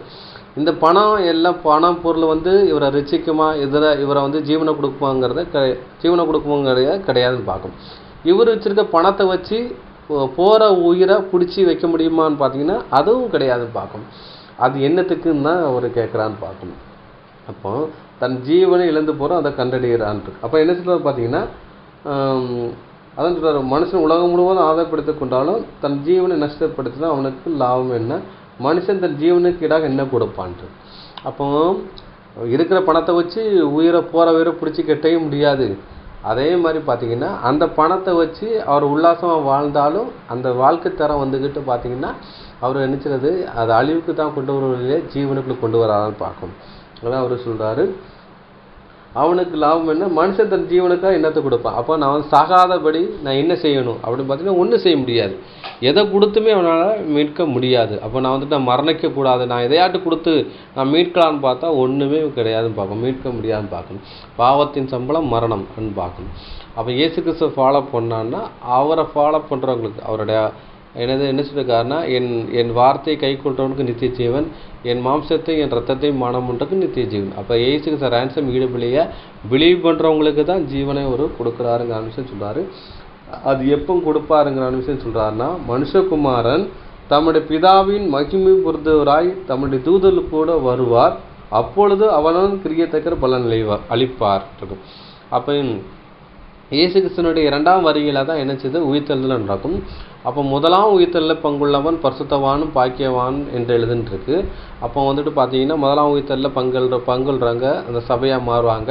நியாயப்பிரமாணத்தின்படி அவங்க ஜீவித்தாங்கன்னா ஜீவனுக்குள்ளே போவாங்க. அதான் முதலாம் உயிர்த்தெழுதலில் பங்குள்ளவன் பரிசுத்தவான் பாக்கியவான் எழுதுன்னு சொல்லியிருக்கு. அப்போ ஜெயிக்கிறவங்களுக்கு தான் முதல் உயிர்த்தெழுதல் வருவாங்க. 2ஆவது பார்த்தீங்கன்னா உலக ஜனங்களும் பொதுவான ஒரு உயிர்த்தெழுதலில் வருவாங்கங்கிற விஷயம் இங்கே சொல்லப்படுதுன்னு பார்க்கும். அடுத்தபடி அன்புக்குரிய சகோதரர்களே, இன்னொரு வசனம் படிக்கலாம். மத்தேயு 13:22 படிக்கிறேன். முள்ளுள்ள இடங்களில் விதைக்கப்பட்டவர்கள் வசனத்தை கேட்கிறவராய் இருந்தும் உலக கவலையும் ஐஸ்வர்யத்தின் மயக்கமும் வசனத்தை நெருக்கி போடுறதுனால் அவனுக்கு பலனச்சு போவான்றது. அப்போ சத்திய வசனத்தை அவங்களுக்கு கொடுக்குறாங்க. கொடுக்கும் பட்சத்தில் பார்த்தீங்கன்னா அவங்க முள்ளுள்ள இடங்களில் விதைக்கப்பட்டாங்க. அப்படின்னா அப்போ முள் மாதிரி மற்றவங்க நெருக்கிறாங்க வீட்டை. அப்போ இயேசு கிறிஸ்துவனுடைய போதனையை கேட்டு போனீங்கன்னா அவங்க வீட்டில் முள் மாதிரி குத்தி நெருக்குவாங்க. நெருக்கி முடிச்சு பார்த்தீங்கன்னா இவங்களை என்ன செய்யக்கூடாது, என்ன பண்ண முடியாதுன்னு பார்த்தீங்கன்னா இவங்கள உள்ள வசனத்தை கேட்டு இயேசு கிறிஸ்துவனுடைய சத்திய உபதேசம் கேட்டு வாழ முடியாதுன்னு பார்க்கும். அதுக்கப்புறம் பார்த்தீங்கன்னா நெருக்கிற இன்னொரு விஷயம் என்னென்னா உலக கவலையும் ஐஸ்வர்யத்தின் மயக்கம் வசனத்தை நெருக்கப்படுறதுனால அதுவும் பயனளித்து போகுதுன்ட்டுருக்கு. இப்போ எல்லாத்தையும் விட்டுட்டு வான்னு சொல்கிறாரு. ஆனால் என்ன பண்ணுறா பார்த்தீங்கன்னா அவர் விட முடியலன்னு பார்க்கும். அப்போ உலக கவலையும் ஐஸ்வர்யத்தின் மயக்கம். அப்போ நீ எல்லாத்தையும் விட்டுட்டு வான்னு சொல்லி ஜெபாலய தலைவன்ட்ட சொல்ல முடியல, அவர் துக்கம் உள்ளவராய் அப்படின்றது. அப்போ பார்த்தீங்கன்னா அந்த மேன்மையை அவரால் விட முடியலன்னு பார்க்கும். அவர் வீட்டில் இப்போதைக்கு பார்த்தீங்கன்னா இப்போ இயேசு கிறிஸ்து ஒருத்தரை கூப்பிட்றாரு, என்னோட ஊழியஞ்சிய வா அப்படின்னு சொன்னால் இயேசு கிறிஸ்துவோட போனால் எங்கே தான் போட முடியும்? தெருவில் அங்கே தான் கொசு கட்டியில் படுக்க முடியும். ஆனால் ஒரு ஐஸ்வர்யவான் வீட்டில் ஏசி போட்டு சுகமாக படுத்தவன் இப்போ இயேசு கிறிஸ்து போவானா? போக முடியாது. அதே மாதிரி இந்த ஜெபாலய தலைவர் நல்ல சுகபமாக இருந்திருக்கான். திடீர்னு சொத்தை விட்டுட்டு என் பின்னாடி போவானா? போக முடியல. சுகபமாக விட்டுட்டு போகிறக்கு முடியலன்னு பார்க்கணும். அதுதான் நினைச்சது அவனை துக்கமுள்ளவனாக இருக்குன்னு பார்க்க. ஏன் துக்கமுள்ளவனா இருக்கிறான்னா இவர் இயேசு கிறிஸ்து கேட்குறாரு, ஜீவனுக்கு போகிறதுக்கு என்ன வழி வேணும்னு கேட்குறாரு. அவர் விற்று கொடுன்னு சொல்கிறாரு, கொடுத்து என்ன ஃபாலோ பண்ணி சொல்கிறாரு. ஆனாலும் அவர் சொன்னதை செய்ய முடியலைங்கிறதான ஒரு துக்கம் வேறு அவருக்கு இருக்குன்னு பார்க்கும். அதை தான் என்ன சொல்கிறாருன்னா இங்கே ஐஸ்வர்யத்து மயக்கமும் அப்படின்னு சொல்லப்பட்டிருப்பாங்க. உலக கவலை, அப்போ உலக கவலைன்னு வந்துடுது, ஐஸ்வர்யத்து மயக்கம் வந்துடுது பார்க்கும். அப்போ அவருக்கு நினச்சிடாது ஒரு கவலைன்னா உலகத்தை அந்த இதை விட்டுட்டு வர முடியலையே அப்படின்னு சொல்லி சொல்கிறப்பது பார்க்கும். அதே மாதிரி சத்திய வசனத்தை வர முடியல நினச்சிவாங்க பார்த்தீங்கன்னா ஏதோ ஞாயிற்றுக்கிழமை அட்டன் பண்ணுவாங்க. ஆனாலும் உலகத்தை கவலை, ஐயோ உலகத்தில் அப்படி ஆகணும் இப்படி ஆகணும், நான் லைஃப் செட்டில் ஆகணும். அப்போ அப்படி என்ன இருக்குது? அப்போது உலகத்தில் தான் லைஃப் செட்டில்னு கிடையாது, நம்மளுக்கு செட்டில்மெண்ட் எங்கன்னு பார்த்தீங்கன்னா பரலோகத்தில். அப்போ இயேசு கிறிஸ்து என்ன சொல்கிறாருன்னு பார்த்தீங்கன்னா நீங்கள் உன்னதத்துக்குரிய சகல ஆசீர்வாதத்தினாலும் ஆசீர்வதிக்கப்படணும். நம்மள ஆசீர்வாதம் என்னன்னா பூமிக்குரிய கிடையாது, உன்னதத்துல சகல ஆசீர்வாதத்துல. அப்போ வந்துட்டு என்ன, நீங்கள் எதை தேடணும்னா பரலோகத்தில் உள்ளதை நீ தேடுங்க, பரலோகத்தில் மேலானதை தேடுங்கள், அவர் வலது பரசத்துல தேடுங்க. வலது பரசன்னா அவரு கூட இருக்கிற ஒரு அனுபவத்தை தான் தேடணுங்கிறான விஷயத்த இங்கே வேதம் சொல்லப்படுதுன்னு பார்க்கணும். அதனால தான் அவனுக்கு ஒரு கவலைங்கிறான விஷயம் சொல்லப்படுதுன்னு பார்க்கும். அடுத்தபடியாக அன்புக்குரிய சகோதரர்களே படிச்சிடலாம். 2 கொரிந்தியர் 7:10. அப்போ தேவனுக்கு ஏற்ற துக்கம் பின்பு மனசாபத்துக்கு இடம் கொள்ளாமல் ரட்சிப்பிக்காதவன மனந்திருந்தும் உண்டாகிறது, லவ்லிய துக்கமும் மரணத்தை உண்டாகிறது. அப்போ தேவனுக்கு ஏற்ற துக்கம் வந்துட்டு பின்பு மனஸ்தாபப்படுவதற்கும் இடம் இல்லாமல் ரட்சிப்புக்கு எதுவாகவும் மனம் திரும்புதலுக்கும் உண்டாயிருது. இப்போ தேவனுக்கு ஏற்ற துக்கம் பட்டீங்கன்னா என்ன ஆயிரும் பார்த்தீங்கன்னா, அதுவும் ஒரு மனம் திரும்புதலுக்கு ஏதாயிரும், தேவனை கிட்ட செய்யறதுக்கு ஒரு விதமாக இருக்குன்னு பார்க்கும். ஆனால் லவ்லீக துக்கமோ அப்படின்னா இதை வந்துட்டு லவ்லீக துக்கம்னு போட்டிருக்கு. திருவிழியத்தில் வந்துட்டு உலகத்துடைய துக்கம், உலகம்னு சொல்லிருக்கு. உலகத்துடைய துக்கமும் மரணத்தை உண்டாகும். அப்போ இந்த ஜபாலை தலைவன் என்ன சொல்கிறாருன்னா, உலகத்துக்குரிய துக்கம், ஏன்னா இதை விட்டுட்டு வர முடியலையேங்கிறாரு. அப்படி வர முடியலேன்னு சொல்கிறதுனால அவர் எங்கே போகிறாருன்னா ஜீவனுக்குள்ளே போகல, எல்லாருக்கும் நடக்கிற மாதிரி ஒரு மரணத்துக்குள்ளே போகிறான்னு பார்க்கணும். அப்போது நித்திய ஜீவன சுதந்திரம் தானே நினச்சதோ அதை விட்டுருக்கணும். ஏன்னா வந்துட்டு அவர் வந்துட்டு விடன்னு சொல்லணும்னா அவருக்கு துக்கம் வருதுன்னு பார்க்க. ஏன்னா ஏன் இந்த துக்கம் வருதுன்னு பார்த்தீங்கன்னா, உலக கவலை, உலகத்தை விட முடியல, அதனால் அவருக்கு துக்கம் வருதுன்னு பார்க்கணும். அப்போ வந்துட்டு நீங்கள் நினச்சிட்டா மனஸ்தாபப்படணும், தேவனுக்கு சொன்னதை நான் செய்யலையே, அவரோட ஃபாலோ பண்ணு சொல்லி அந்த மனசாபம் வந்திருக்கணும். அந்த மனசாபம் வராமல் உலகத்தை விடணுமே, நம்ம மேன்மையை விடணுங்கிறான எண்ணத்தோடு அவர் துக்கப்படுறாருங்கன்னு விஷயம் சொல்லப்படுதுன்னு பார்க்கும். சரி, அதுக்கப்புறம் தொடர்ந்து படிக்கலாம். லூக்கா 18:24. துக்கமடைந்ததை இயேசு கண்டு, ஐஸ்வர்யம் உள்ளவர்கள் தேவனுடைய ராஜ்யத்தில் பிரவேசிப்பது எவ்வளவு அரிதாய் இருக்கிறது. ஐஸ்வர்யவான் அப்போதும் பார்க்க. அப்போ என்ன சொல்றாரு, அவன் மிகுந்த துக்கமுடையவனாக இருக்கிறது கண்டு, அவன் மிகுந்த துக்கமுடையவனாக இயேசு கண்டு, ஐஸ்வர்யம் உள்ளவன் தேவனுடைய ராஜ்யத்தில் பிரவேசிக்கிறது அரிதாயிருக்கிறது என்று சொல்லப்படுவதுன்னு பார்க்கும். அப்படி பார்த்தீங்கன்னா இப்படி வேதமானார் என்ன நினைப்பாங்கன்னா, அப்போ வந்துட்டு அபிரகாம் ஈசாக்கெலாம் வந்து பெரிய ஐஸ்வர்யனாக இருந்தாங்க, அவங்க வந்து பரலோகம் போகலையான்னு இருப்பாங்க. பழைய ஏற்பாடு பரிசுத்தவான் யாருமே பரலோகத்துக்கு போக முடியாது, அவங்க தேவனுடைய ராஜ்யத்தில் தான் வருவாங்கன்னு சொல்லப்படுதுன்னு பார்க்கும். இங்கே என்ன சொல்லப்படுதுன்னா, தேவனுடைய ராஜ்யத்தில் பிரவேசிப்பது அரிதுன்னு இருக்குது. அப்போ பார்த்தீங்கன்னா தேவனுடைய ராஜ்யத்தில் ஐஸ்வர்யவான்கள் தரிதர் எல்லாருமே பெறுவாங்க. இங்கே தேவனுடைய ராஜ்யம்னு சொல்லாமல் இங்கே வந்து பரலோக ராஜ்யம் தான் சொல்லணும். இங்கே கொஞ்சம் சில மொழிபெயர்ப்பில் சில விஷயம் இருக்குது.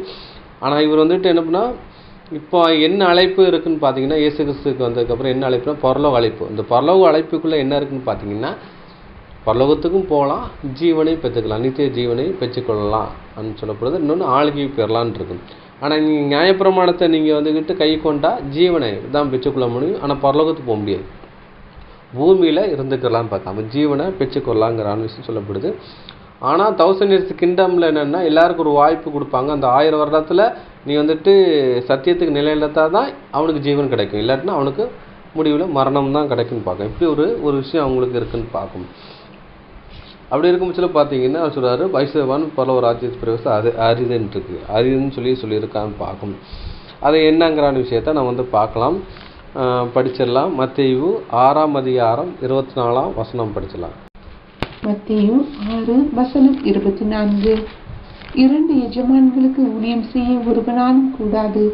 ஒருவனை பகைத்து மற்றவனை சிநேகிப்பான், அல்லது ஒருவனை பற்றி கொண்டு மற்றவனை அசட்டை பண்ணுவான். தேவனுக்கும் உலக பொருளுக்கும் ஊழியம் செய்ய உங்களால் கூடாது. அப்போ வந்து 2 எஜமானுக்கு ஊழியம் செய்யக்கூடாதுன்னு சொல்லியிருக்கு. ஒருவனை எளித பகைத்து மற்றவனை சிநேகிப்பான், ஒருவனை பற்றி கொண்டு மற்றவனை அசட்டிப்படுவான். தேவனுக்கும் உலக பொருளுக்கும் ஊழியம் செய்யக்கூடாது. இப்போ என்ன சொல்கிறாருன்னா, தேவனுக்காக ஊழியம் செய்யணும்னு நினைக்கிறாரு. இப்போ என்ன சொல்கிறாரு, நித்திய ஜீவனையை பெற்றுக்கொள்ளணும்னு நான் நினைக்கிறாரு. இப்போ அதை விட்டுட்டு வா அப்படின்னு சொல்கிறாரு, ஆனால் விட்டுட்டு வர முடியலன்னு பார்க்கும். அப்போ என்ன செய்கிறாரு, அப்போ உலகத்துக்கு ஊழியம் செய்யணும்னு நினைக்கிறாருன்னு பார்க்கும். ஆனால் தேவனுக்கும் ஊழியம் செய்யணும்னு வரணும்னு நினைக்கிறார். தேவனு சொல்கிற கற்பனை கைக்கொள்ளணும்னு நினைக்கிறாரு. அப்போ கற்பனை கைக்கொள்ளணும், எல்லாத்தையும் விடணும் அப்படின்னு பார்த்தா அதை விட முடியலான்னு பார்க்கும். அப்போ 2 எஜமானுக்கு ஊழியம் செய்ய முடியாது. அப்போ ஒருத்தனை வந்துட்டு பச்சைக்குள்ளே ஒருத்தனை அசட்டி பண்ணுவான் இருக்கு. இப்போது இயேசு கிறிஸ்துவனுடைய சொல்ல அவங்க அசட்டை பண்ணுறான் அந்த ஜபாலய தலைவன். ஆனால் இந்த உலகத்தை பற்றி கொள்கிறான்னு சொல்லப்படுதுன்னு பார்க்கணும். இதான் ஒரு விஷயம் பார்க்கும். அப்போ வந்துட்டு இன்றைக்கி நம்மளுக்கு கூட என்ன சொல்கிறது, 2000 ஜமான கூலியும் செய்யக்கூடாது. ஒன்று உலகத்தை நம்ம பற்றி கொள்றதானா நம்ம இந்த ஜபாலய தலைவனை மாதிரி எடுத்தாது நம்ம வழி விலை போயிடுவோம். நம்ம வந்து இயேசு கிறிஸ்து சொன்ன காரியங்களை ஃபாலோ பண்ணால் நமக்கு ஜீவன் கிடைக்குங்கிறான விஷயம் சொல்லப்படுதுன்னு பார்க்கும். அடுத்தபடி அன்புக்குரிய சொல்லி படிச்சிடலாம். 1 தீமோத்தேயு 6 படிக்கலாம், 9, அதுக்கப்புறம் 17 19 வசனம் வரை படிக்கலாம். 1 தீமோத்தேயு அதிகாரம் 6 வசனங்கள் 9 மற்றும் 17 முதல் 19 முடிய. ஐஸ்வர்யவான்களாக விரும்புகிறவர்கள் சோதனையிலும் கண்ணியிலும் மனுஷரை கேட்டிலும் அழிவிலும் அமிழ்த்துகிற மதிகேடும் சேதமுமான பலவித இச்சைகளிலும் விழுகிறார்கள். அப்போதும் பார்க்கும். அப்போ வந்து ஐஸ்வர்யவான விரும்புகிறவன் நினைச்சா சோதனையில் கண்ணிகள் மனுஷ கேட்டிலும் அழிவிலும் அமிழ்ந்து மதிகேடும் சேதமும் பலவித இச்சைகளும் விழுகிறான். அப்போ ஐஸ்வர்யவான இருந்தான்னு வைங்களேன், இவ்வளோ விஷயங்கள் விழ வேண்டி இருக்குன்னு பார்க்கும். அப்போ அந்த கண்ணியில் விழ வேண்டியிருக்கும், மனுஷனுடைய கேட்டில் விழ வேண்டியிருக்கும், அழிவில் அமிழ்ந்து மதுகேடுக்குள்ளே போய் வேண்டி இருக்கும், பல விதமான இச்சைக்குள்ளே போயிடுவான். இப்போ உதாரணத்துக்கு பார்த்தீங்கன்னா, ஒரு தரித்திரராக இருந்தால் அவனால் எந்த மாதிரி பாவம் செய்கிறதுக்கு கொஞ்சம் வாய்ப்பு இல்லாதான் இருக்குன்னு பார்க்கணும். இப்போ அதிகமான பணம் இருந்துச்சுன்னு நினச்சிவான் மதுபானம் பண்ணுவான். அதுக்கப்புறம் அதிக பணம் இருந்தால் நினச்சிவான் ஒரு மனைவிக்கு 100 மனைவி கட்டிக்கிடுவான். ஆனால் இப்போ பணம் இருந்தால் நினச்சிவான் போதை வஸ்துக்களை வச்சுக்கிடுவான், நிறைய நண்பர்களை வச்சுட்டு நல்லா உல்லாசமாக இருப்பான். இந்த மாதிரி வரும். ஆனால் வந்துட்டு பணம் இல்லாட்டினா என்ன பண்ணிடுவான், இவனுக்கு எந்த விதமான பாவம் செய்கிறதுக்கு வழி இருக்காதுன்னு பார்க்கும். அதுதான் இங்கே சொல்கிற பணம் என்ன எல்லா தீமைகளுக்கு வேற இருக்குது அப்படிங்கிற விஷயத்தை இங்கே சொல்லப்படுதுன்னு பார்க்கும். 17 வசனம் படிக்கலாம். 17 இவ்வுலகத்திலே ஐஸ்வர்யம் உள்ளவர்கள் இருமாப்பான சிந்தையுள்ளவர்களாய் இராமலும் நிலையற்ற ஐஸ்வர்யத்தின் மேல் நம்பிக்கை வையாமலும் நாம் அனுபவிக்கிறதற்கு சகலவித நன்மைகளையும் நமக்கு சம்பூரணமாய் கொடுக்கிற ஜீவனுள்ள தேவன் மேல் நம்பிக்கை வைக்கவும். அப்போ பார்த்தீங்கன்னா இவ்வுலகத்துள்ள ஐஸ்வர்யம் உள்ளவர்கள் இருமாப்பு உள்ள சிந்தையுள்ள இராமல். அப்போ வந்து இன்னைக்குள்ள அதாவது ஐஸ்வர்யான் எப்படி இருக்கான்னு பார்த்தீங்கன்னா இருமாப்பு இருக்குது, இருமாப்பு சிந்தையுள்ளனா இருக்கான்னு பார்க்கும். நிலையற்ற ஐஸ்வர்யத்தின் மேல் நம்பிக்கை வைக்காமலும். அப்போ இந்த பூமி நிலையற்ற ஐஸ்வர்யன்னு பார்க்கும். இந்த ஐஸ்வர்யத்தை வச்சு நம்மளை ஜீவனை விலைக்கு வாங்க முடியாதுன்னு பார்க்கும். போகிற உயிரை பிடிச்சி கெட்ட முடியாதுன்னு பார்க்கும். இந்த மாதிரி இருக்குன்னு பார்க்கும். அதான் நிலையில் ஐஸ்வர்யன்னு பார்க்கும். அதன்மேல் நம்பிக்கை வைக்காமல் நாம் அனுபவிக்கிறதுக்கு சகலவித நன்மைகளுக்கும் நமக்கு சம்பூர்ணமாக கொடுக்க ஜீவனுள்ள தேர்மை நம்பிக்கிறாங்க. அப்போ வந்துட்டு அப்போ நம்ம ஜீவனை கொடுக்குறவர், அப்போ அழியாமக்குள்ளே கொண்டு போகிறவர் மேலே தான் நினச்சது நம்பிக்கையும் பச்சுதல் இருக்கணுங்கிற விஷயத்தை சொல்லப்படுதுன்னு பார்க்கும். தொடர்ந்து படிக்கலாம்.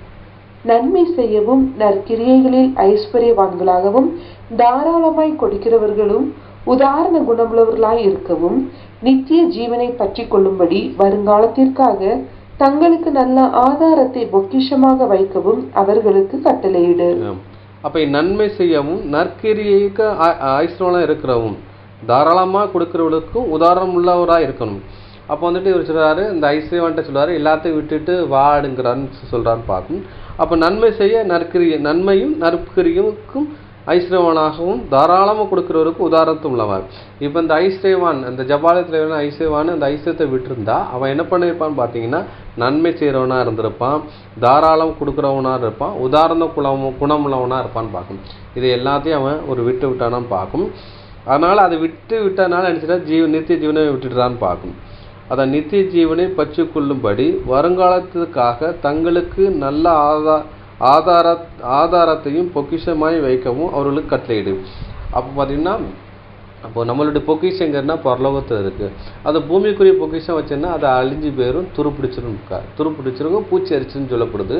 அதனால் நம்ம ஆண்டவர் இயேசு என்ன சொல்கிறாருன்னு பார்த்தீங்கன்னா உங்களுடைய பொக்கிஷத்தில் பரலோகத்தில் வைங்க, அங்கே வந்துட்டு புழு பூச்சி அரிக்காதுங்கிறான விஷயத்தை அவர் சொல்கிறான்னு பார்க்கும். அப்போ ஐஸ்வர்யவனாக இருக்கிறது என்ன பண்ணுறா பார்த்தீங்கன்னா அது வந்துட்டு கண்ணிலையும் சோதனையிலையும் விழுந்து மதிகேடத்துக்கு கொண்டு போயிடும். அதனால் உனக்கு ஜீவனை வந்து நஷ்டப்படுத்துகிறான்னு ஒழிய அதனால் உனக்கு லாபம் இல்லைங்கிறான விஷயத்த அவர் சொல்கிறான்னு பார்க்கும். அடுத்தபடி அன்புக்குரிய சகோதரர்களே அடுத்த ஒரு வசனம் வசிக்கலாம். லூக்கா 6:20. அப்போ பார்த்தீங்கன்னா சொல்கிறார், அப்பொழுது அவர் தம்முடைய சீஷர்களை நோக்கி பார்த்து தரித்திரராகிய நீங்கள் பாக்கியவான்கள், தேவனுடைய ராஜ்யம் உங்களுக்கு உரியதுன்றது. அப்போ சீசர்களை பார்த்து சொல்கிறாரு, தரித்திரா இருக்கிற நீங்கள் பாக்கியவான்கள், தேவனுடைய ராஜ்யம் உங்களுடையது. அப்போ அந்த ஜெபாலயத்திலும் ஐஸ்வர்யவனாக இருக்கிறான். அந்த ஐஸ்வர்யம் நிமித்தம் என்ன பண்ண முடியல பார்த்தீங்கன்னா, பரலோக ராஜ்யத்துக்கு போக முடியல. ஏன்னா அந்த ஐஸ்வர்யத்தினால என்ன பலவிதமான பாவங்கள் தான் வருது வழி அவனை பரிசுத்தம் வரலான்னு பார்க்கணும். அப்போ தரித்திரராக இருக்க நீங்கள் பாக்கியவான்னா, நீங்கள் தரித்திரதாக இருக்கிறனால என்ன பாவம் செய்யறதுக்கு வாய்ப்புக்குள்ளே நீங்கள் போகிறது இல்லை. அதனால் தேவனுடைய ராஜ்யம் உங்களுக்குரியது அதனால சொல்கிறான்னு பார்க்கணும். அப்போ தரித்திரராக இருக்கிறனால தான் நம்ம வாழ்க்கையில் முன்னேறணும், ஏதாட்டு சத்தியத்தை கேட்டு முன்னேறன்னு சொல்லி தான் அவர் என்ன பண்ணுறா பார்த்தீங்கன்னா, அவங்க இயேசு கிறிஸ்துட்ட போகிறாங்க. ஆனால் என்ன சொல்கிறாங்க, அவங்க பரலோக ராஜ்யத்துடைய ரகசியங்களை அறிஞ்சு அவருடைய சத்தியத்தை கேட்டு ஃபுல்லாக ஃபாலோ பண்ணுறதுனால அவங்க ஜீவனுக்குள்ளே போகிறாங்கன்னு பார்க்கணும். அதே மாதிரி இன்றைக்கி கூட சபைகளுக்கு ஏன் போகிறாங்கன்னா, ஒரு கஷ்ட நஷ்டத்தோடு இருக்கிறவங்க எப்படியோ நம்ம கர்த்தருடைய ஆசீர்வாதத்தை பெறணுங்கிற எண்ணத்தோடு தான் என்ன பண்ணுறான்னு பார்த்தீங்கன்னா சத்தியத்தை தேடி போகிறாங்க. ஆனால் அவங்களுக்கு கிடைக்கிற பலன் என்ன? நித்திய ஜீவன், பரலோக ராஜ்யம், பரலோகத்து உன்னதத்துடைய சகல ஆசீர்வாதத்தை என்ன செய்கிறாங்க, அங்கே போய் பிச்சு கொள்கிறாங்கங்கிறான விஷயம் இங்கே சொல்லப்படுதுன்னு பார்க்கும். அடுத்தபடி அன்புக்குரிய சகோதரர்களே படிச்சிடலாம். யாக்கோப்பு 5:1 முதல் 5 வசனங்கள் வரை படிச்சிடலாம். யாக்கோபு அதிகாரம் 5 வசனங்கள் 1 முதல் 5 முடிய. ஐஸ்வர்யவான்களே கேளுங்கள், உங்கள் மீன் வரும் நிர்பந்தங்களின் நிமித்தம் அலறி அழுங்கள். உங்கள் ஐஸ்வர்யம் அழிந்து உங்கள் வஸ்திரங்கள் பொட்டெரித்து போயின. உங்கள் பொன்னும் வெள்ளியும் துருபிடித்தது. அவைகளில் உள்ள துரு உங்களுக்கு விரோதமாக சாட்சியாயிருந்து அக்கினியைப் போல உங்கள் மாம்சத்தை தின்னும். கடைசி நாட்களிலே பொக்கிஷத்தை சேர்த்தீர்கள். இதோ உங்கள் வயல்களை அறுத்த வேலைக்காரருடைய கூலி உங்களால் அநியாயமாய் பிடிக்கப்பட்டு கூக்குரல் இடுகிறது. அறுத்தவர்களுடைய கூக்குரல் சேனைகளுடைய கர்த்தரின் செவிகளில் பட்டது. பூமியிலே நீங்கள் சம்பிரமமாய் வாழ்ந்து சோபோகத்தில் உழன்றீர்கள். கொளுத்தவைகளை அடிக்கும் நாளில் நடக்கிறது போல உங்கள் இருதயங்களை போஷித்தீர்கள்.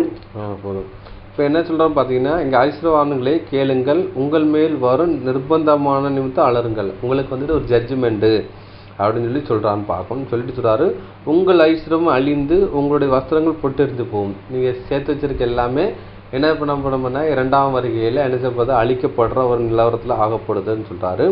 உங்கள் வெள்ளியும் உங்களுடைய பொண்ணும் வெள்ளியும் துருப்பிடித்து அவையில் உள்ள துரு உங்களுக்கு விரோதமாக சாட்சி இருக்கும். அக்னி போல உங்கள் மாம்சத்தை தின்னும். கடைசி நாளில் பொக்கிஷ சேர்த்தீர்கள். அப்போ என்னதான் சொத்து பத்துங்கள் எல்லாம் சேர்த்தாலும் கடைசியில் மூன்றாம் உலக யுத்தத்தில் எல்லாமே அழிஞ்சு போயிருங்கிறான விஷயத்த அவர் சொல்கிறான்னு பார்க்கும். இதோ உங்கள் வயல்வெளியை அறுத்து வேலைக்காரர் கூலிகளே உங்களால் அநியாயமாய் பிடிக்கப்பட்டு கூக்குரலிடப்பட்டு அறுத்தவனுடைய கூக்குறுதல் சேனின் கர்த்தருக்கு செவிகள் கேட்கப்பட்டது. இப்போ பார்த்தீங்கன்னா இந்த உலகத்தில் ஐஸ்வர்யவான மாறன்னா எதையாட்டு 2ஆம் நம்பர் தொழில் பண்ணணும், இல்லாட்டினா ஊர் அடைச்சி உலையில் போடணும். அப்படி பார்த்தீங்கன்னா ஒரு நல்ல சேலரியே ஒரு லேபருக்கு கொடுக்காம அதை வஞ்சிச்சு என்ன பண்ணுற பார்த்தீங்கன்னா இவன் சொத்து சேர்க்குறேன்னு பார்க்கணும். இந்த உலகத்தில் ஐஸ்வர்யவான ஆகணும்னா ஊர் அடைச்சி உலையில் போட்டால் தான் என்ன முடியும் பார்த்தீங்கன்னா ஐஸ்வர்யவான ஆக முடியும் வழியா சாதாரணமாக என்ன செய்வது உடனே ஐஸ்வர்யவான முடியாதுன்னு பார்க்கணும். அப்போ ஐஸ்வர்யவானா இப்போ இருக்காங்கன்னா தாத்தா பாட்டி உண்மை உத்தமாக அவங்க வாழ்ந்து அப்படி செஞ்சால் தான் ஒரு 5 தலைமுறைக்கு அப்புறம் தான் ஒரு பணக்காரனாக மாற முடியும்.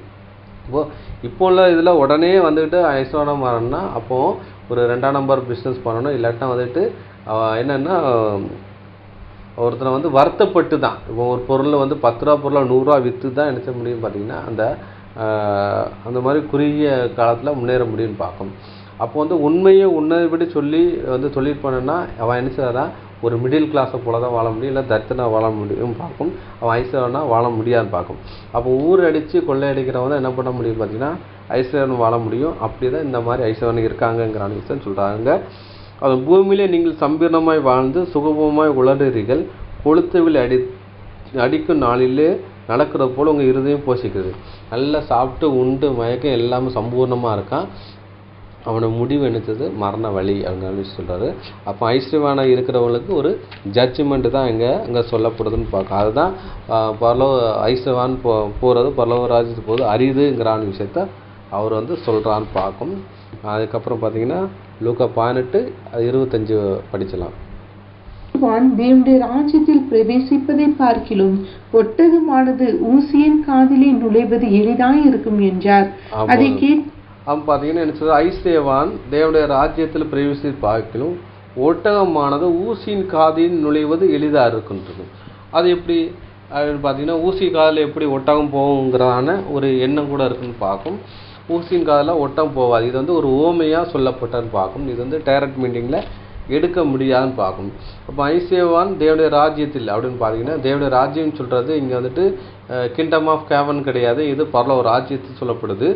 அப்போ இது பரலோக ராஜ்யத்தில் வந்து நினைச்சதை பற்றி ஐஸ்வர்யம் பிரவேசிக்க பார்க்கலாம். ஒட்டகமான ஊசியின் காதில் நுழைவது எளிதாக இருக்குது. ஊசி காதில் ஒரு கொசுவே நுழையாது, எப்படி ஒரு ஒட்டகம் நுழையுங்கிறான ஒரு கேள்விக்குறியாக வருதுன்னு பார்க்கும். இதை வந்து வேத மாணவர்கள் நம்ம என்ன பாடம் எடுத்துருப்பாங்கன்னா, அதாவது எருசலேமில் இருந்த 12 வாசல் இருக்குது. அதை வந்துட்டு பார்த்தா விக்கெட் கேட்டுன்னு சொல்கிற மாதிரி தான் ஊசி வாயில் அப்படின்னு சொல்லியிருப்பாங்க. வேதத்தில் எந்த ஒரு இடத்துலையும் அந்த ஒரு விக்கெட் கேட்டையும் அதுக்கப்புறம் அதை வந்துக்கிட்டு ஒரு நீடில் கேட்டு என்று சொல்லப்படவில்லைன்னு பார்க்கும். அது நீடில் கேட்டு சொல்லப்படலை. அங்கே வந்து ஒட்டகம் வந்துட்டு உள்ளே நுழைஞ்ச மாதிரி அங்கே வசனங்கள் இல்லைன்னு பார்க்கும். அதனால் நம்ம அப்படி எடுத்துக்கொள்ள முடியாதுன்னு பார்க்கும்.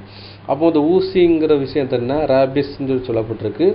ஊசிங்கிற ரேபிஸ் சொல்லப்பட்டிருக்கு. அதுக்கப்புறம் ஹட்ஸ் சபிட்ஸ்ன்னு சொல்லப்பட்டிருக்கு. அதுக்கு என்ன போட்டு பார்த்தீங்கன்னா சிறு துளை. அதுக்கப்புறம் பார்த்தீங்கன்னா இடுக்கமான வாசன்னு சொல்லப்பட்டிருக்கு பார்க்கும். அதுக்கப்புறம் பார்த்தீங்கன்னா இது எப்படி புரிஞ்சுக்கலாம் பார்த்தீங்கன்னா, கொண்டை ஊசி அப்படின்னு சொல்லப்பட்டிருக்கு. கொண்டை ஊசின்னா ஹேர்பின் அண்ட் வாசனும் சொல்லப்பட்டிருக்கு. வாசனம் குறுகிய பாதைங்கிறான விஷயம் சொல்லப்படுதுன்னு பார்க்கும். கொண்டை ஊசி பாதைன்னு சொல்லி என்ன சொல்லுவோம்னா ஒரு வளைவு நம்ம சொல்லுவோம். அதுக்கப்புறம் பார்த்தீங்கன்னா இன்னும் மலையில் உள்ள பாதை தான் அது கொண்டை ஊசி பாதைன்னு சொல்லிட்டு இருக்கும். குறுகியான பாதை அப்படின்னு சொல்லிட்டு ஹேர்பின், அதாவது ஹேர்பின் சொல்லுவாங்க, வளைவு பாதைன்ட்டு. அப்போ கொண்டை ஊசி பாதை குறுகிய பாதைங்கிறான விஷயம் சொல்லப்படுதுன்னு பார்க்கும். அப்போ இந்த கொண்டை ஊசி பாதையில் எப்படி போடுவோம்னு பார்த்தீங்கன்னா, ஒரு ஊசியினுடைய காதில் ஒரு நூலை எப்படி போடுவோம், ரொம்ப கேர்ஃபுல்லாக போடும். ஸ்பீடாக போடணும்னா போக முடியுமா, போட முடியாது. அதேமாதிரி கொண்டை ஊசி பாதையில் நம்ம போன வச்சுட்டு அது வேகமாக போக முடியுமா, போக முடியாது. பையன் மெதுவாக தான் போக முடியும். அதே மாதிரி தான் இந்த பரலோக ராஜ்யங்கிறதான பாதை வந்து ஒரு ஓப்பன் பெரிய கேட்டு கிடையாது. இதில் என்ன பண்ண பார்த்தீங்கன்னா, கொண்டை ஊசி பாதை, அதாவது குறுகியதான ஒரு பாதையில் இடுக்கமான பாதையில் எப்படி கேர்ஃபுல்லாக போக முடியுமோ, அந்த பாதையை யூஸ் பண்ண முடியுமோ, அதே மாதிரி தான் இந்த பாதையில் நுழைய முடியுங்கிறான விஷயத்தை அங்கே சொல்கிறான்னு பார்க்கும். இதில் வந்துட்டு பார்த்தீங்கன்னா 1 by 1 தான் போக முடியும். எல்லாராலும் இங்கே வர முடியாது. அப்போ பரலோக ராஜ்ய அழைப்பு வந்து எல்லாருக்கும் போய் சென்று சேராது. 1 by 1 தான் போகும். குறுகிய பாதை தான் அது வந்து உட்பிரசிக்க சிலர் தான். இடுக்கமான வாசல் தான் சொல்லப்படுது. ஊசி வாசல்னு சொல்லப்படுறதுன்னா சிறு துளை தான் சொல்லப்பட்டிருக்கு. அது இடுக்கமான வாசல்னு சொல்லப்படுது. அது குறுகியமான ஒரு பாதைங்கிறான விஷயம் சொல்லப்படுதுன்னு பார்க்கும். அதான் ஊசிங்கிற ஒரு வார்த்தையை யூஸ் பண்ணி பார்க்கும். அதான் ஊசியின் காதுன்னு சொல்லி பார்த்தீங்கன்னா என்ன சொல்லப்பட்டிருக்கு பார்த்தீங்கன்னா இட்ருமலியான் இருக்கு. இட்ருமலியா அப்படின்னு சொல்லி பார்த்தீங்கன்னா ஒரு துளை, இல்லைன்னா ஊசியின் கண் சொல்லப்பட்டிருக்கு. இதில் வந்து ஊசியின் கண் சொல்லப்பட்டிருக்கு. சில இதில் ஊசியின் காதுன்னு சொல்லிருக்கு. ஊசி கண்ணை சிறு துளை இதை அடையாளப்படுத்துன்னு பார்க்கும். இவன் பார்த்தீங்கன்னா சிரட்டை கண்ணுன்னு சொல்லுவான். ஆனால் சிரட்டை கண்ணாக இருக்கான்னு பார்த்தீங்கன்னா கிடையாது. சிரட்டையில் ஒரு 3 டாட் இருக்குன்னு பார்க்கும். லேசாக குத்துனா அது ஓட்டக்கூடாது. சிறு துளையை இதை அடையாளப்படுத்துன்னு பார்க்கும். அப்போ வந்துட்டு கண்ணுங்கிறது சிறு துளையை இதை அடையாளப்படுத்துன்னு பார்க்கும். இது வந்து இடுக்கமான ஒரு வாசலை அடையாளப்படுத்துன்னு பார்க்கும். அதை கூட நம்ம படிக்கலாம். மத்தேயு 7ஆம் அதிகாரம் 13-14 வசனங்களை படிக்கலாம். மத்தேயு அதிகாரம் 7 வசனங்கள் 13 மற்றும் 14. இடுக்கமான வாசல் வழியாய் உட்பிரவேசியுங்கள். கேட்டுக்கு போகிற வாசல் விரிவும் வழி விசாலமுமாய் இருக்கிறது. அதன் வழியாய் பிரவேசிக்கிறவர்கள் அநேகர். ஜீவனுக்கு போகிற வாசல் இடுக்கமும் வழி நெருக்கமுமாய் இருக்கிறது. அதை கண்டுபிடிக்கிறவர்கள் சிலர். இடுக்கமான வாசல்ல பிரவேசிங்கள், உட்பிரவேசிங்கிறாரு.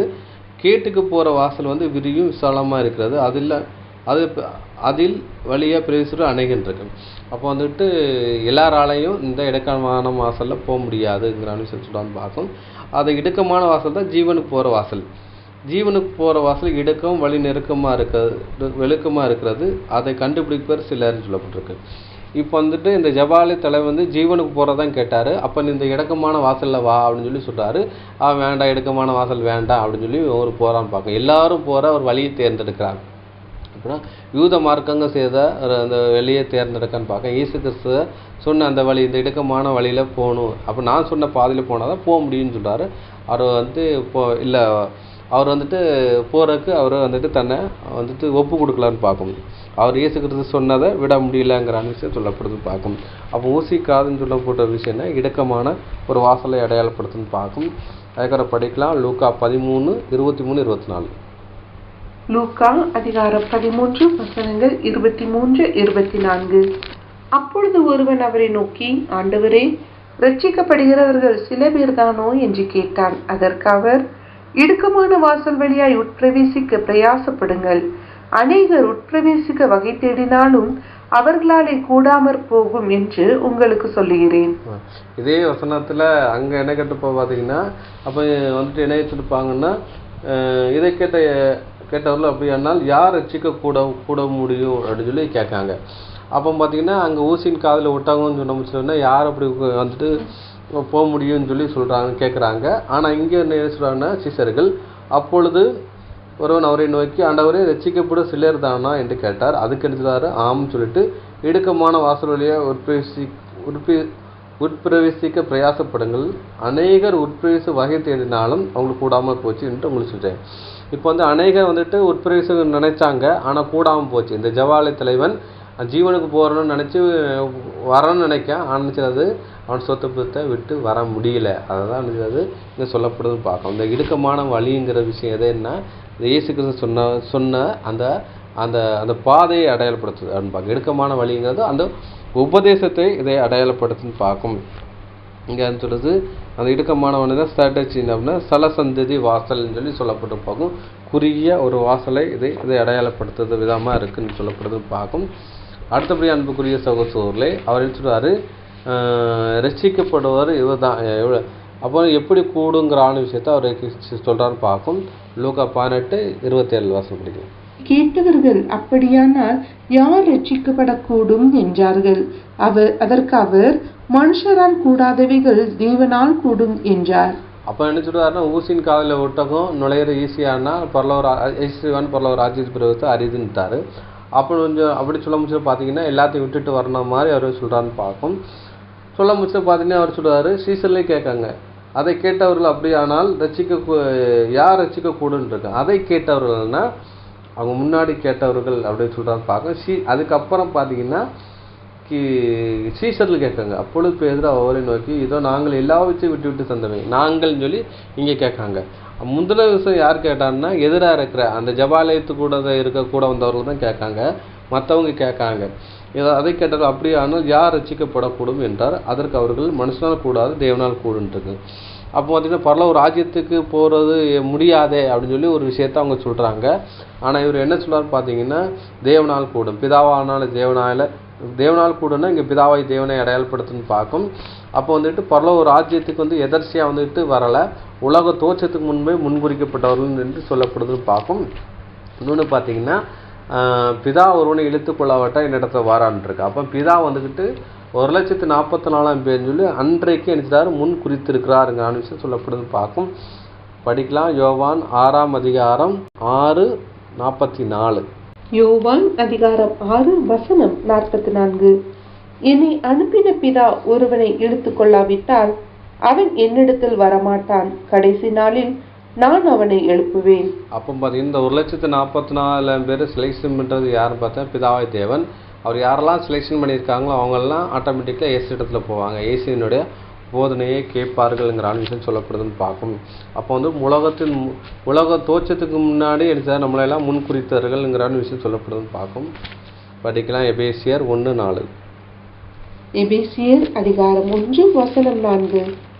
தமக்கு முன்பாக நாம் அன்பில் பரிசுத்தம் உள்ளவர்களும் குற்றமில்லாதவர்களுமாய் இருப்பதற்கு அவர் உலக தோற்றத்திற்கு முன்னே கிறிஸ்துவுக்குள் நம்மை தெரிந்து கொண்டபடியே. அப்போ நம்மளை எப்போ தான் தேர்ந்தெடுத்துனா உலக தோற்றத்துக்கு முன்பே தேர்ந்தெடுத்துக்கொண்டார்ன்றது. அப்போ 1,44,000 பேர் ஏற்கனவே தெரிந்து கொண்டார். அப்போஸ்தலனாகிய யோவான் வந்துக்கிட்டு அந்த தரிசனத்தை பார்க்குறாரு கிபி 1. அப்போ பார்த்தீங்கன்னா அங்கே வந்துட்டு என்னென்னா சியோன் மலை இடத்துல ஆட்டுக்குட்டியான இடத்துல 1,44,000 பேரை நெருக்கை கண்டேன்ருக்கு.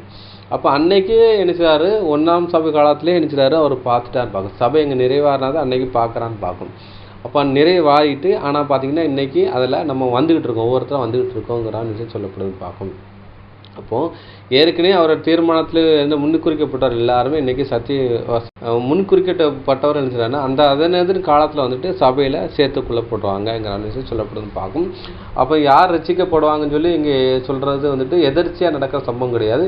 ஏற்கனவே தேவன் வந்து முன்குறித்தவர்கள் தான் நினைச்சாங்க சத்தியத்துக்குள்ளே வருவாங்கன்னு பார்க்கலாம். ஆனால் இந்த ஜெபாலய தலைவன் முன்குறிக்கப்படவில்லை, அதனால் இந்த சத்தியத்துக்குள்ளே வர முடியலைங்கிற விஷயம் இங்கே சொல்லப்படுதுன்னு பார்க்கணும். அடுத்தபடி அன்புக்குரிய சகோதரர்களே, ஏன் அந்த ஐஸ்வர்யவானை வந்துட்டு ஐஸ்வர்யவனை குறித்து சொல்கிறாரு, ஐஸ்வர்யவன் பரலோக ராஜ்யத்தை பிரவேசித்தது அரியுதுங்கிற விஷயம் ஏன் சொல்கிறாருன்னா, ஐஸ்வர்யவானை குறித்ததான ஒரு கேரக்டரை குறித்து அவர் சொல்கிறான்னு பார்க்கும். அப்போ ஐஸ்வர்யனுடைய கேரக்டர் என்னங்கிற விஷயத்தை நம்ம வந்து 1 by 1 படிக்கலாம் பார்க்கும். படிச்சிடலாம். யோபு 21:13. யோபு அதிகாரம் 21 வசனம் 13. அவர்கள் செல்வான்களாய் தங்கள் நாட்களை போக்கி ஒரு க்ஷண பொழுதிலே பாதாளத்தில் இறங்குகிறார்கள். யோபு 21:13 சொல்லும்போது அவர்கள் செல்வமாய் தங்கள் நாட்களை போக்கி ஒரு கணப்பொழுது பாதாளத்தில் இருக்காங்க. அவங்களுக்கு கொடுக்க வாழ்க்கையில் நினச்சிடாங்க, அவங்க வந்து நல்லா சம்பூர்ணமாக வாழ்ந்துடுச்சுறாங்க, அவங்க வந்துட்டு பாதாளத்தில் இறங்குறாங்க. நான் சொல்ல போய் பார்க்க அப்போ உலகத்தில் எல்லாமே அவங்களுக்கு சம்பூர்ணமாக கிடைக்கிறனால அவங்க நினச்சிட்டு பார்த்தீங்கன்னா அவங்க வந்துட்டு தேவனுடைய சத்தியங்களை கேட்குறக்கோ மற்ற கேட்குறக்கோ அவங்களுக்கு விருப்பம் இல்லை. ஏன்னா நான் நல்லா இருக்கேன், எனக்கு என்ன அப்படின்னு சொல்லிட்டு இருக்காங்க. பரலோக ராஜ்யத்தை போகிற அந்த அறிவு அவங்களுக்கு இல்லைன்னு பார்க்க. ஏன்னா இந்த பூமி தான் அவங்களுக்கு என்ன செய்யாது, சொர்க்கம் மாதிரி இருக்குன்னு பார்க்கணும். அப்போ வந்துட்டு தரித்திரனாக இருக்குன்னு பாக்கியம் வேணும்னா அவன் கஷ்டத்தை நிமித்தம் எடுத்துட்டா எனக்கு ஒரு விடுவே காலம் பிறக்கலையா அப்படின்னு சொல்லி எண்ணம் வச்சுட்டு அவனுக்கு நினச்சிட்டு இப்போ ஒரு பரலோக ராஜ்யம் இருக்குது, உனக்கு ஒரு ஆளுகை இருக்குது, உனக்கு எதிர்காலம் இருக்குதுன்னு சொன்ன முடிச்சு அதுக்காக நினச்சிட்டா பார்த்தீங்கன்னா உலகத்தை எல்லாத்தையும் விட்டுட்டு நினச்சிட்டாரு, அதுக்காக போகிறான்னு பார்க்கும். ஆனால் இந்த ஐஸ்வர்யவானு உலகத்தை எல்லாத்தையும் அனுபவிக்கிறதுனால நினச்சிடாது, அந்த அறிவு அவங்களுக்கு இல்லை, அந்த தேடுதலும் தாகமும் அவங்களுக்கு கிடையாதுங்கிற விஷயம் அங்கே சொல்லப்படுதுன்னு பார்க்கும். அடுத்தபடி அன்புக்குரிய சகோதரரை படிக்கலாம். சங்கீதம் 22 சங்கீதம் 29. சங்கீதம் அதிகாரம் 22 வசனம் 29. பூமியின் செல்வான்கள் யாவரும் புசித்து பணிந்து கொள்வார்கள், புழுதியில் இறங்குகிறவர்கள் யாவரும் அவருக்கு முன்பாக வணங்குவார்கள், ஒருவனும் தன் ஆத்துமா அழியாதபடி அதை காக்க கூடாதே. அப்போ பார்த்தீங்கன்னா இங்கே பூமி செல்வல் யாவரும் அவரை புசித்து பணிந்து கொள்வார்கள், புழுதி இறங்குற யாவரும் அவருக்கு முன்பாக வணங்குவார்கள். அப்படின்னா உயிர்த்தெழுந்ததுக்கு அப்புறம் பார்த்தீங்கன்னா எல்லாரும் அப்படின்னு பார்த்தீங்கன்னா ஐஸ்வர்யம் முதற்கொண்டு எல்லாரும் வந்து அவர் பணிந்து கொள்வார்கள். ஒருவன் தன் ஆத்மாவை அழியாதபடி காக்கக்கூடாது. அப்போ பார்த்தீங்கன்னா யாரும் வந்துட்டு ஐஸ்வர்யன்ட்டு பணம் இருக்குது இருந்தாலும் தன்னோட உயிரை போகாதபடி பணத்தை கொடுத்து பிடிச்சி வைக்க முடியாதுங்கிற விஷயம் சொல்லப்படுதுன்னு பார்க்கும். அப்போ ராஜ்யத்தில் வந்துட்டு பார்த்தீங்கன்னா இவங்க வந்துட்டு எல்லாரும் வந்து ஐஸ்வர்யங்களை நினச்சிவாங்க வந்து நினைச்சாங்க அங்கே வந்து அப்போ தான் அவங்களுக்கு புத்தி வரும்னு பார்க்கும். எப்படி அந்த ஐஸ்வர்யவான் பாதாளத்துக்குள்ளே போனதுக்கு அப்புறம் நினச்சிட்டாங்கன்னா வந்துட்டு அபிரகாமை பார்க்காரு, லாசருவை பார்க்கான்னு பார்க்கும். அதுக்கு முன்னாடி அவர் ஏறெடுத்து கூட பார்க்கலான்னு பார்க்கும். அதேமாதிரி இந்த உலகத்தில் உள்ள ஐஸ்வர்யவானிகள் வந்து கீழே தாழ்த்த போடும் போச்சில் தான் அவனிச்சிடாங்க மேன்மையான ஒரு அனுபவத்தை நோக்கி பார்ப்பார்கள் என்கிற விஷயம் சொல்லப்படுதுன்னு பார்க்கும். படிச்சிடலாம். சங்கீதம் 37 16 முதல் 20 வசனம் வரை படிக்கலாம். சங்கீதம் அதிகாரம் 37 வசனங்கள் 16 முதல் 20 முடிய. அநேக துன்மார்க்கருக்குள்ள செல்வ திரட்சியை பார்க்கிலும் நீதிமானுக்குள்ள கொஞ்சமே நல்லது. துன்மார்க்கருடைய புயங்கள் முறியும், நீதிமான்களையோ கர்த்தர் தாங்குகிறார். உத்தமர்களின் நாட்களை கர்த்தர் அறிந்திருக்கிறார், அவர்கள் சுதந்திரம் என்றென்றைக்கும் இருக்கும். அவர்கள் ஆபத்து காலத்திலே வெட்கப்பட்டு போகாதிருந்து பஞ்ச காலத்திலே திருப்தி அடைவார்கள். துன்மார்க்கரோ அழிந்து போவார்கள். கர்த்தருடைய சத்துருக்கள் ஆட்டுக்குட்டிகளின் இனத்தை போல் புகைந்து போவார்கள், அவர்கள் புகையாய் புகைந்து போவார்கள். அநேக துன்மார்க்கருக்குள்ளே செல்வ திரட்சியை பார்க்கலும் நீதிமானுக்கு கொஞ்சமே நல்லது. அப்போ அநேக துன்மார்க்குள்ள செல்வ திரட்சியை பார்க்கலும் நீதிமானுக்கு கொஞ்சம் நல்லது. அப்போ நீதிமான இருக்கிற தரித்திரா இருக்கா அது நல்லதுங்கிற அனுப்பிச்சுன்னு சொல்கிறாரு. துன்மார்க்குடைய புயங்கள் முறிந்து போகும், நீதிமானுடைய கர்த்தர் தாங்கிறார். அப்போ துன்மார்க்கில் நினச்சிதான் முறிஞ்சு போகிறாங்க, ஆனால் நீதிமான நினச்சிதான் தாங்குறார். அந்த நீதிமான சந்ததி யாருன்னு பார்த்தீங்கன்னா அந்த தரித்திராக இருக்கிறவங்க சொல்லிச்சுட்டு பார்க்கும். அதான் தரித்திராக இருக்கிறவங்களே இன்னைக்கு பாக்கியவான்கள்ங்கிற விஷயத்தை அங்கே சொல்லப்படுதுன்னு பார்க்கும். உத்தமரி நாட்களை கர்த்தர் அறிந்திருக்கிறார், அவர்கள் சுதந்திரம் என்னென்ன இருக்கும். அந்த உத்தமர் யாருன்னு பார்த்தீங்கன்னா அந்த தரித்திரமாக இருக்கிறவர்கள் தான் பாக்கியவான், அவங்க தான் உத்தமர்கள். சத்தியத்துக்காக தன்னுடைய தியாக ஜீவத்தை கொடுத்தவர்கள், சத்தியத்துக்காக தன்னை ஃபாலோ பண்ணுறவங்க, சத்தியத்துக்காக தன்னையே ஒப்பு கொடுத்தவர்களை தான் அடையாளத்தை அதான் உத்தமமார்கள்னு பார்க்கும். அவர் ஆபத்து காலத்தில் வெட்கப்பட்டு போகாதபடி பஞ்சத்திலே திருப்தி அடைவார்கள்னு சொல்லப்படுது பார்க்கும். அப்போ ஆபத்து காலங்கிற விஷயம் பார்த்திங்கன்னா இந்த பூமியில் வந்து 2ஆம் உலக யுத்தத்தில் பெரிய ஆபத்து காலம் வரும். அப்போ பஞ்ச காலத்தை திருப்தி அடைவார்கள் அப்படின்னு பார்த்திங்கன்னா ராஜ்யத்தில் வந்துட்டு என்னென்னா வசனம் கிடைக்காத பஞ்சகாலம் வரும். ஆனால் இப்போவுமே இவங்க திருப்தி அடைச்சிறாங்க. இன்றைக்கி 1,44,000 பேர் தான் சத்தியங்கிற விஷயம் இருக்குது. அவங்க தான் நினச்சாங்க உலக ஜனத்துக்கு அவங்க கொடுப்பான்னு பார்க்கும். துன்மார்க்கரோ அழிந்து போகிறவர்கள் கர்த்தருடைய சத்துருக்கள் ஆட்டுக்குட்டி இனத்தை போல புகைந்து போவார்கள். அவர்கள் புகையாக இருக்கின்றது. அப்போ துன்மார்க்கில் வந்து ஒரு அழிந்து போகிற ஒரு விஷயமா போவார்கள்ங்கிறான விஷயத்தான் இங்கே சொல்லப்படுதுன்னு பார்க்கும். அடுத்தபடி அன்புக்குரிய சோழலே படிச்சிடலாம். பிரசங்கி 5:10. பிரசங்கி அதிகாரம் 5 வசனம் 10. பணப்பிரியன் பணத்தினால் திருப்தி அடைவதில்லை, செல்வப்பிரியன் செல்வப்பெருக்கினால் திருப்தி அடைவதில்லை, இதுவும் மாயையே. அவன் பார்த்தா பணப்பிரியன் பணத்தினால் நினைச்சது திருப்தி அடையவில்லைங்கிற விஷயம் சொல்றப்பதுன்னு பார்க்கும். அவன் பணப்பிரியன் பணத்தினால் திருப்தி அடைவதில்லை, செல்வப்பையன் செல்வத்தினால் திருப்தி அடைவதில்லை, இதுவே மாயை. அப்போ வந்துட்டு அதனால தான் பார்த்தீங்கன்னா அந்த ஜபாலய தலைவராகிய அந்த செல்வந்தன் அடிச்சது பணத்தை விட்டுட்டு வர முடியலன்னு பார்க்கும். ஏன்னா அவன் வந்துட்டு அவனை திருப்திப்படுத்துகிற என்னன்னு பார்த்தீங்கன்னா அந்த செல்வந்தான் திருப்திப்படுத்துறதுனால அதை விட்டுட்டு அவனால் வர முடியலன்னு பார்க்கும். எவ்வளோ தான் பணம் வச்சுருந்தாலும் பார்த்தீங்கன்னா அவனுக்கு அந்த பணம் அவனுக்கு திருப்திஇல்லை, இன்னும் சம்பாதிக்கிறதான எண்ணம் கூட அவனுக்கு வருங்கிற விஷயம் சொல்லப்படுதுன்னு பார்க்கும். அடுத்தபடியாக படிக்கலாம். பிரசங்கி 6:3. பிரசங்கி அதிகாரம் 6 வசனம் 3. ஒருவன் 100 பிள்ளைகளை பெற்று அநேக வருஷம் ஜீவித்து தீர்க்காயுசை அடைந்திருந்தாலும் அவன் ஆத்துமா அந்த செல்வத்தால் திருப்தி அடையாமலும் அவனுக்கு பிரேத கல்லறை முதலாய் இல்லாமல் போகுமானால் அவனை பார்க்கிலும் கருவழிந்த பிண்டம் வாசி என்கிறேன். அப்போ ஒருத்தன் பணக்காரனா இருந்து அவனுக்கு பணக்காராம இருக்கிறாரு, இருந்து என்ன பண்ண பார்த்தீங்கன்னா அவன் 100 பிள்ளைகளை பெற்று அநேக வருஷம் ஜீவித்து தீர்க்காசை அடைந்தாலும் அவன் ஆத்துமா அந்த செல்வத்தினால் திருப்தி அடையலை. ஆத்துமாங்கிற உயிர் அதனால இருந்தது திருப்தி அடையலை. அவன் பிரேத கல்லறை முதலாக இல்லாமல் போகும். அப்படின்னா செத்து புதைச்சி அந்த கல்லறை கூட அடித்து பார்த்தீங்கன்னா மெயின்டைன் பண்ண மாட்டாங்க, அது கூட இல்லாமல் போகும்னு சொல்லப்படுது. அப்படி போகுன்னு பார்த்தீங்கன்னா அவன் வந்து கருவிலிருந்து பிண்டம் வாசிடுங்க. அப்படின்னா அவன் தாயின் கற்பத்தில் அந்த தாயினை பிறக்காதபடி அவள் தாய் அந்த அபார்ஷன் பண்ணால் நல்லாமா இருக்கும் அப்படிங்கிற விஷயம் சொல்கிறான்னு பார்க்க. அப்போ ஒருத்தன் ஐஸ்வரனை வாழ்ந்து இந்த உலகத்தில் 100 பிள்ளை பெற்று சம்பூர்ணமாக சாப்பிட்டு வாழ்ந்து அவன் செத்து போனால் அவனுக்கு லாபம் கிடையாது. வந்துட்டு அவன் கருவிழந்த பிண்டம் ஆயிட்டு அப்படின்னு சொல்கிறார். அப்போ கருவிழந்த பிண்டம்னா அவன் வந்து தாய் வந்து அபார்ஷன் பண்ணுறதுக்கு நிலவரத்தை ஆகுதுன்னு சொல்கிறான்னு பார்க்கணும். அதான் என்ன சொல்கிறார், யூதாசை குறித்து சொல்ல முடிச்சு என்ன சொல்கிறாருன்னா, யூதாசை குறித்து சொல்கிறாரு, நீ பிறவா இருந்தால் நலமாக இருக்குன்றார். ஏன்னா அவர் இயேசுக்கு சீசனாக இருந்து அவர் என்ன பண்ணலான்னு பார்த்தீங்கன்னா அவர் அந்த சபையாக மாறுற ஒரு வாய்ப்புக்குள்ளே அவங்க போகலான்னு பார்க்கணும், அந்த வாய்ப்பை இழந்துடுறான்னு பார்க்கணும். அதுபோல் ஐஸ்வரமான வாழ்கிறவங்களுடைய நிலவரம் என்னென்னா அவன் பிறக்காமல் இருந்தால் நலமாக இருக்கும்னு சொல்லப்படுது. ஏன்னா அவங்க பிறந்து நினைச்சது பார்த்திங்கன்னா அவங்க வந்து சபையாக மாறலன்னு பார்க்கணும், தேவபக்தி உள்ள சந்ததியாக மாறலன்னு பார்க்கணும். அப்போ தேவபக்தி உள்ள சந்ததிக்குத்தான் என்னன்னா நித்திய ஜீவன் இருக்குன்னு பார்க்கணும்.